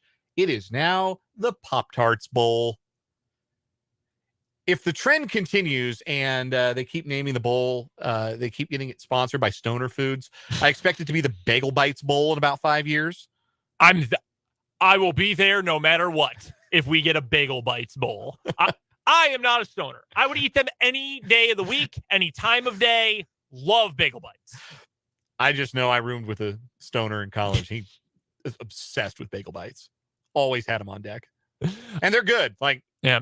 They are good, but that's the direction we're going. Now, we should remember, this is not spiritually the Cheez-It Bowl anymore anyway. That's the one that's played in Arizona, right, where we got that legendary TCU Cal game a couple years ago, which is either the worst or best college football game ever played. I will enjoy seeing all of you when Kansas plays Virginia Tech in an Orange Bowl rematch at the Pop-Tarts Bowl this year. Favorite Pop-Tart flavor? Shehan Jeyarajah was asked this question earlier, and he had the right answer. It is the s'more Pop-Tart. That's the best one. I like the fruit-flavored ones. I got to be frosted, though. You don't frost your Pop-Tarts, you have a one-way ticket direct to hell. That's mean, but also maybe true. No, like a frosted strawberry, frosted cherry, love those. And I could go for a Pop-Tart right now. I'm telling you. I think I might have one more strawberry at home. I might have eaten it the other night, though. I'm going to make my wife come with me. We are going to make a stop at Dillon's for one thing and one thing only tonight. It's going to be a box of Pop-Tarts. You know what isn't a great food for trying to keep your blood sugar in check? Pop-Tarts. I believe it. Spikes real high and then crashes really fast. Yeah, here's a pro tip for the s'more ones. Put them in the freezer. I've heard that before. Yeah. I have heard that That's before. real. One set of headlines for me. We didn't get to this yesterday, but some notes from the NBA. No playoff roundup today because no playoffs. There's no playoff games today. NBA finals start tomorrow. We'll preview it on tomorrow's playoff roundup. Some NBA notes. We've got a new head coach of the Philadelphia 76ers. Those of you who follow Joel Embiid's career or just the NBA might be interested to know. Nick Nurse, the new head coach of the 76ers, won a championship with Kawhi Leonard and the Raptors in 2019, beating the Warriors. Joel Embiid said not all that long ago he did not believe Nick Nurse cared about winning, which makes that an interesting pairing. Yes, but it does. It's different when they're on your side, so we'll see how that goes. Also, Joel Embiid is going to play 82 games, and by the playoffs, he is going to be like a stump. He is going to be worn down to nothing. Nah, he'll be in traction by February. And Bob Myers, the general manager and president of the Golden State Warriors, is stepping down. His contract expires this year. It will not be renewed. He is going to step away from the team. 12 years, 4 championships, 6 appearances in the NBA Finals. He built a dynasty, and here's why this is a smart move. Because the next GM is going to have to tear it down at some point. Mm-hmm. Steph is still mostly Steph. Not quite his peak, but he's still mostly Steph. Clay is not Clay. He is probably cooked. And Draymond's going to want a lot of money. He has averaged under 9 points per game for his career. And without being a piece of the greater puzzle, I don't know that he's like going to be worth that money. The Warriors tried to do something that is very difficult to do, especially in basketball, which is try to maintain a championship core and try and get younger at the same time. The 2-track plan, they called it. So they kept the core group, Steph and Clay and Draymond, and they kept those guys together. And I mean, on the one hand, it worked because they won a championship. On the other hand, they've blown all those draft picks. Yeah. James Wiseman's already gone. Jonathan Kuminga, I don't think can really play. No. Moses Moody's just a guy, like maybe just a guy. Yeah. Jordan Poole stinks. He's terrible. Jordan Poole should send Facundo Campazzo 10%, 20% of his career earnings because that's why he got paid, because he cooked Campazzo so bad in that first round series against Denver 2 years ago. That's how Jordan Poole got paid. He's nobody. And also he thinks he's Steph though. Yes, and also he got punched in the face by his own teammate. So and then Draymond said, "Well, if that hadn't happened, we could have won a title again." Sir, you did the punching. Yeah. On the one hand, not good to punch your teammates in the face. On the other hand, if you got punched in the face by a teammate, you probably to a certain degree had it coming. Yes, that is certainly true. General rule. Last headline for me. We got to get to it. It's time for A-Watch. Ladies and gentlemen, the red hot Oakland Athletics. I have bad news for you on that front. Uh-oh. So the A's won last night. Yeah, that's the good news. Back-to-back wins for only the second time all season. And guaranteed that the Braves, the Atlanta Braves, who are good, who have lots of good players and who are good, will be one of two teams with a losing record against the A's. Do you know the other one? I bet if you listen to this show, you do. The other one is the Kansas City Royals. Anyhow, they have already played the rubber game of that series in Oakland today, and the two-game winning streak has come to an end. The Braves defeating the A's this afternoon, 4-2. So the A's drop to 12-46 on the season. That's tough. Hey, they won a series though. They did, and Brent Rooker hit a double. Former Royal. Great. Brent Rooker. Speaking of former Royals, Richard Lovelady, an inning and a third scoreless with a punch out, lowering his ERA to 2.16. All right. Dick Lovelady. Look at that. Speaking of the Royals, they do not play tonight. We've got to take a break here on 580 Sports Talk. No Royals tonight, but some news from San Diego that may potentially in the future have a little bearing on what the TV future for the Royals looks like. We'll explain what all that means next on 580 Sports Talk. John Farr.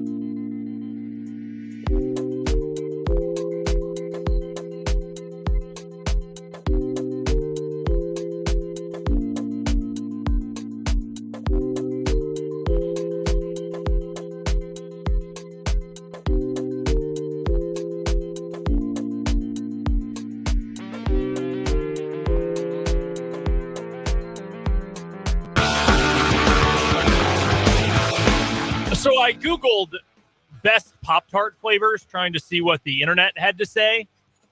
The internet is full of insane people, duh. But there are, in a top 15 list from delish.com, multiple unfrosted flavors. Get the hell out of my face. Yeah, you can't do the unfrosted Pop-Tarts. I'm not going to repeat it because it's inappropriate to say on the radio.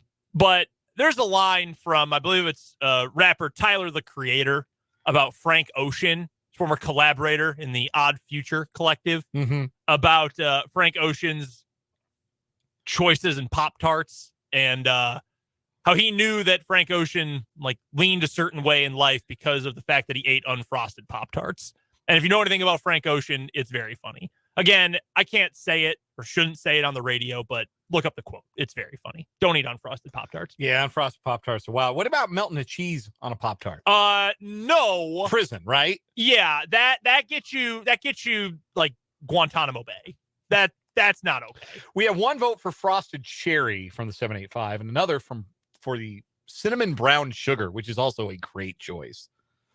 That's a good one. That's a solid choice. When I used to eat them more frequently than I do now, those were like the s'mores were the go-to, and then it was the brown sugar cinnamon. I like the sweeter ones more so than I like the fruit flavored ones. I texted my wife during the break that I wanted Pop-Tarts. Her response was totally befuddled. Like, what? She is entirely confused. Clearly, she has not been listening to the program or following the news of bowl game branding as closely as we have. Well, I can't believe that. Yeah, that would shock me. Frozen. Another vote from the 785 for frozen brown sugar cinnamon. I've never done those frozen. I've done the s'mores ones frozen. That is, man. We've had this discussion before, possibly multiple times. Do you put them in the toaster? No, I have. Like, here's what I will say. The fruit ones I like better in the toaster than the sweeter ones. I don't know why that is, but that's like personal. Like if I'm going to have a strawberry one, like with the white sprinkly frosting, I'll put that in a toaster or a toaster oven. Yeah. Yeah. Barbara says on the YouTube comment, she says frosted strawberry is her choice. I eat them room temp, always room temperature. I don't want it heated. You put it in the toaster for about a half a second and it's suddenly hotter than the inside of the sun. No, thank you. We've got a vote here for butter on a Pop-Tart. And what I'll say about that is if it's the unfrosted one, I could see that being like the move. I think Jake said his wife does that. She butters Pop-Tarts. I'll just take the regular frosting. I'm fine with that. Yeah, I don't think the butter would jive with like the regular frosting, but like butter on the unfrosted, I am willing to believe that would be good. Mark chimes in. He says he'd go with either cherry or strawberry. Yeah, I love those two. Also, on a baseball note, Christopher said the A's are now mathematically eliminated from the best ever 162 game record. No, they could win out. They can't have the best ever. They could tie Seattle. Okay, they could go 116-46. That is still in range. They could tie the 2001 Seattle Mariners with 116 wins, which would be the most in modern baseball history. They would have to go from here 104-0. So you're saying there's a chance? I am saying there's a chance. We talked about this very briefly yesterday during the final word. The San Diego Padres are no longer on Bally Sports San Diego. Bally Sports the company is called Diamond Sports Group, and the brand of their TV station is Bally Sports Network. They didn't make their payment to the Padres this month. They had a grace period, or all season. They had a grace period to get it done, and they informed the Padres yesterday, we are not going to pay your rights fee anymore. So the rights to the Padres broadcasts reverted to MLB. So Major League Baseball as an entity now owns Padres broadcast rights. Bally Sports San Diego, bye-bye. You no longer are going to show Padres games. So tonight, I believe, is the first one that is completely run by Major League Baseball. If you're a San Diego fan, now instead of having to have Bally Sports, you can watch Padres games in a multitude of ways, including there is a $20 a month or $75 a year in-market streaming option. So if you live in Carlsbad, California, just north of San Diego, and you say, I want to watch the Padres, I don't pay for cable, I just want to watch my Padres, you can pay $20 a month and through MLB TV, you can get a Padres-only channel, and you can just watch all the Padres games. The bad news is, let's say you live in Carlsbad and you love baseball, and you sign up for the MLB.TV package and pay the $140 for it every year because, hey, man, I just love baseball. I love the Padres, but I also love watching other games. So I'm going to pay for the package even though I can't get my team. Now, wait a minute. Now I can get my team too? Yep, and you got to pay on top of what you're already paying. That's tough. That's not great. That's absolute trash from MLB to charge people who are already paying for their service more to watch the in-market stuff. That stinks. Yeah, that is bad. That's the major downside of this deal. If you are a cable subscriber, though, and you live in San Diego, you have now multiple options and multiple providers where you can watch this. DirecTV, AT&T Uverse, Cox Cable San Diego, Spectrum Cable San Diego. They've all got a channel somewhere where you can watch Padres games. And they're not on Bally Sports. So the Bally Sports bad theme music and Bally Sports' crappy production and all of that, goodbye. It's all run by MLB now. And they got to keep their broadcasters because they're all paid by the team. I have never seen stuff on the bottom line scroll misspelled as often as I have seen it while watching Bally Sports broadcast. And it's not just like a Bally Sports Kansas City thing. It's like you check in on Bally Sports Cleveland or whoever it is.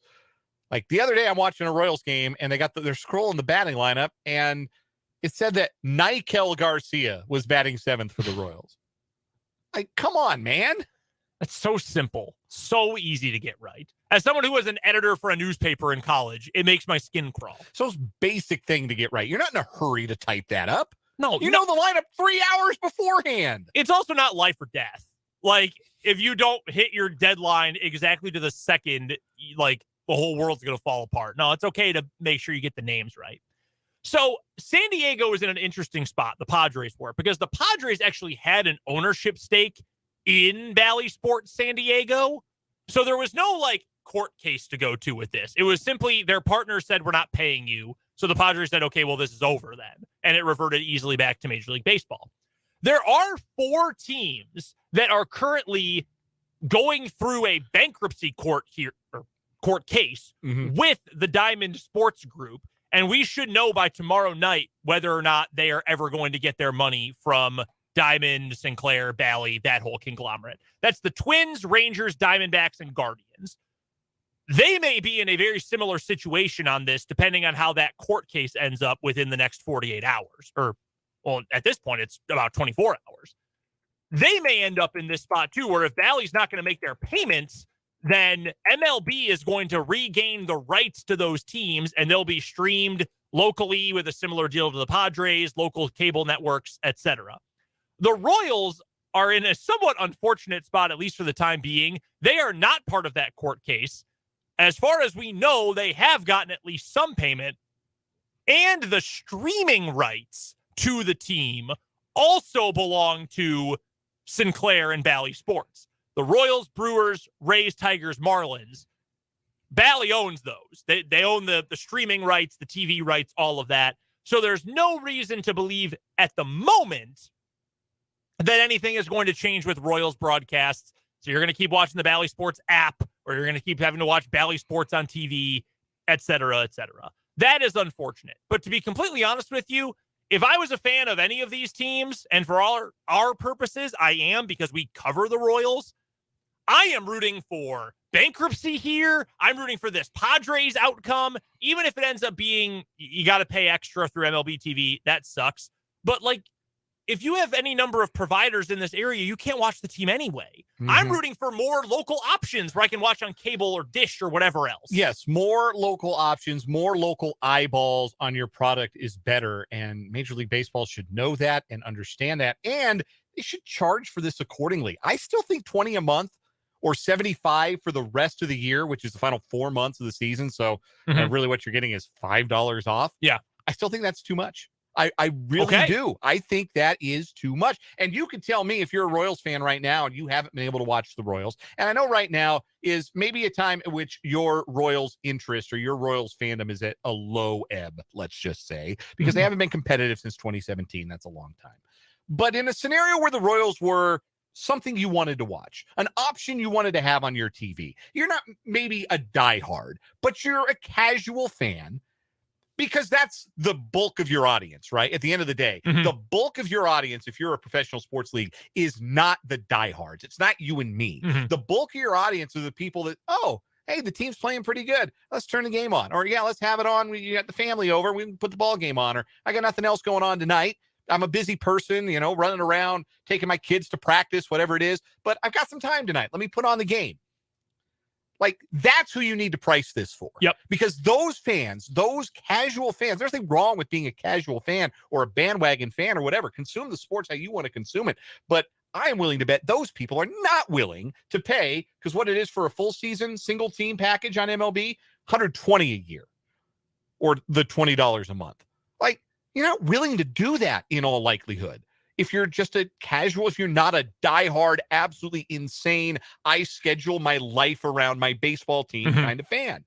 Like, they've got to figure out a way. Either they do it out, even a la carte, I feel like is too much to ask, because people are going to be like, well, I'm not going to feed 99 cents into the meter or $3 into the meter to watch this Royals game, especially if the team stinks. But if it was like $50 a year, if you broke MLB off $50 and you could turn the Royals on whenever you wanted, I bet a lot of you would do that.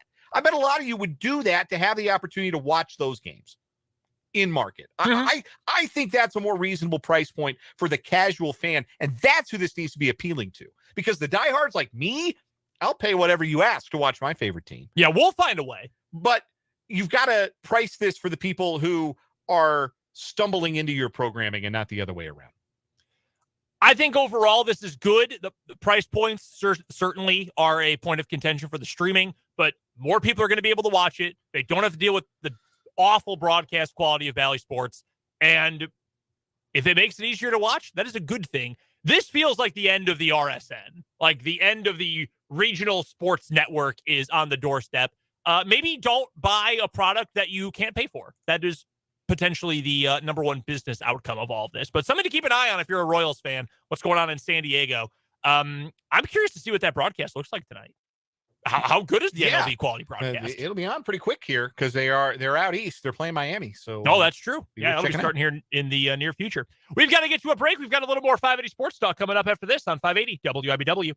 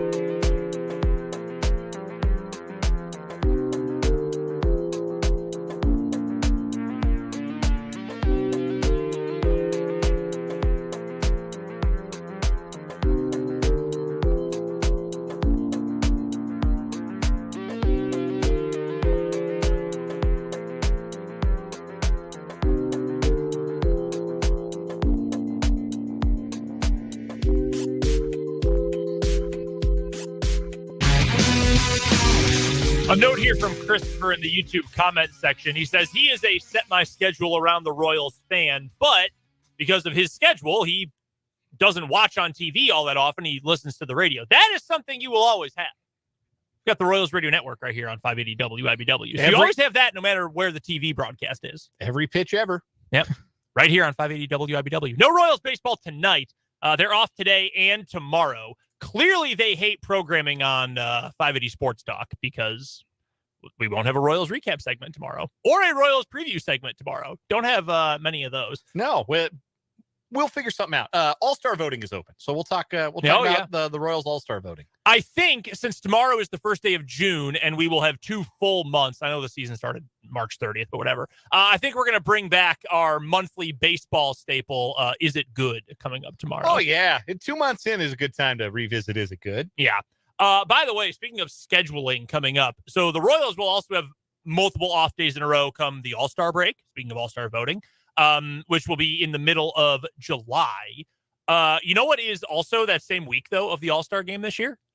Big 12 Media Day. Big 12 Media Days. Well, you're getting darn close. If you missed our interview with Shehan Jeyarajah from CBS Sports earlier, definitely recommend you go check that out. Find it on our website, 580WIBW.com, or you can hear it and check it out on the YouTube stream as well. Really interesting stuff, I thought, from Shehan about realignment. I think I'm with him that I don't think anything is going to happen at this point, but I would not be surprised one way or the other. Like, I really would not be shocked if we hear Colorado and Arizona are coming to the Big 12. I would not be shocked if everyone stays put and the Pac-12 does indeed find a TV home.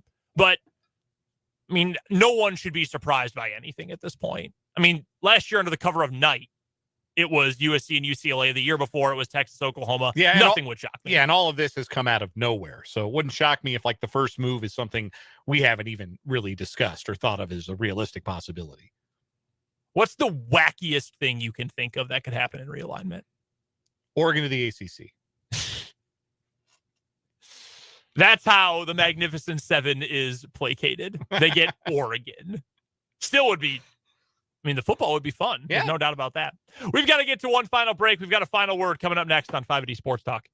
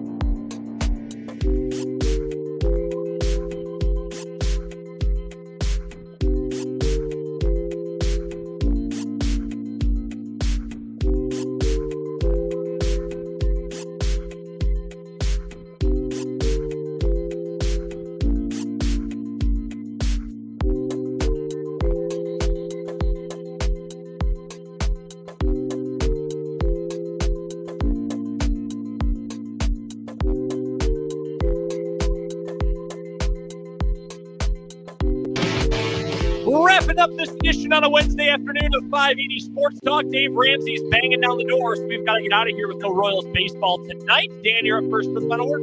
2 days off in a row for the Kansas City Royals. That is insanely dumb. Major League Baseball. What in the world were you thinking with this? 2 days off in the middle of the season, not the All-Star game. What the hell? Figure out the schedule. Don't figure out what you do, schedule makers. Don't do this. This is ridiculous. But hey, if you're a Royals fan, like to watch them on TV, you get 2 days off from doing that.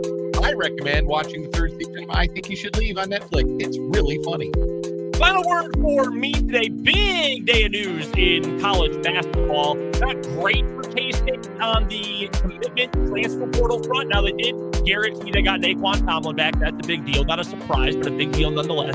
They don't get Ernest today. He is headed to TCU, which I think is a great fit for Ernest, but there's still a lot of talented players out there. Like, if I'm K-State, I'm calling Arthur Paluma constantly saying, come to Manhattan, come to Manhattan, come to Manhattan, play in the best league in the country. There's a lot of names still out there, a lot of guys who are still in the portal. They'll find one of them. They will not be getting Enoch Cheek, though, which is such a funny name. I really can't believe it. Just discovered him today. Shout out to my guy, Enoch Cheek, though, as well as Messiah Jones, Po' King, and Supreme Cook, our final four of portal names. Could Supreme Cook a Po' King? Oh, yeah. That's so good. Enoch Cheek. That does it for 580 Sports Talk today. We're back tomorrow from 3 until 6. Rick Peterson is going to join us. We'll talk more college hoops, college football, Chiefs, Royals, all that. Plus some MLB Is It Good? That's all tomorrow from 3 to 6. But until then, for Dan Lucero, I'm Brendan Dworzinski. You've been listening to 580 Sports Talk. John Deere.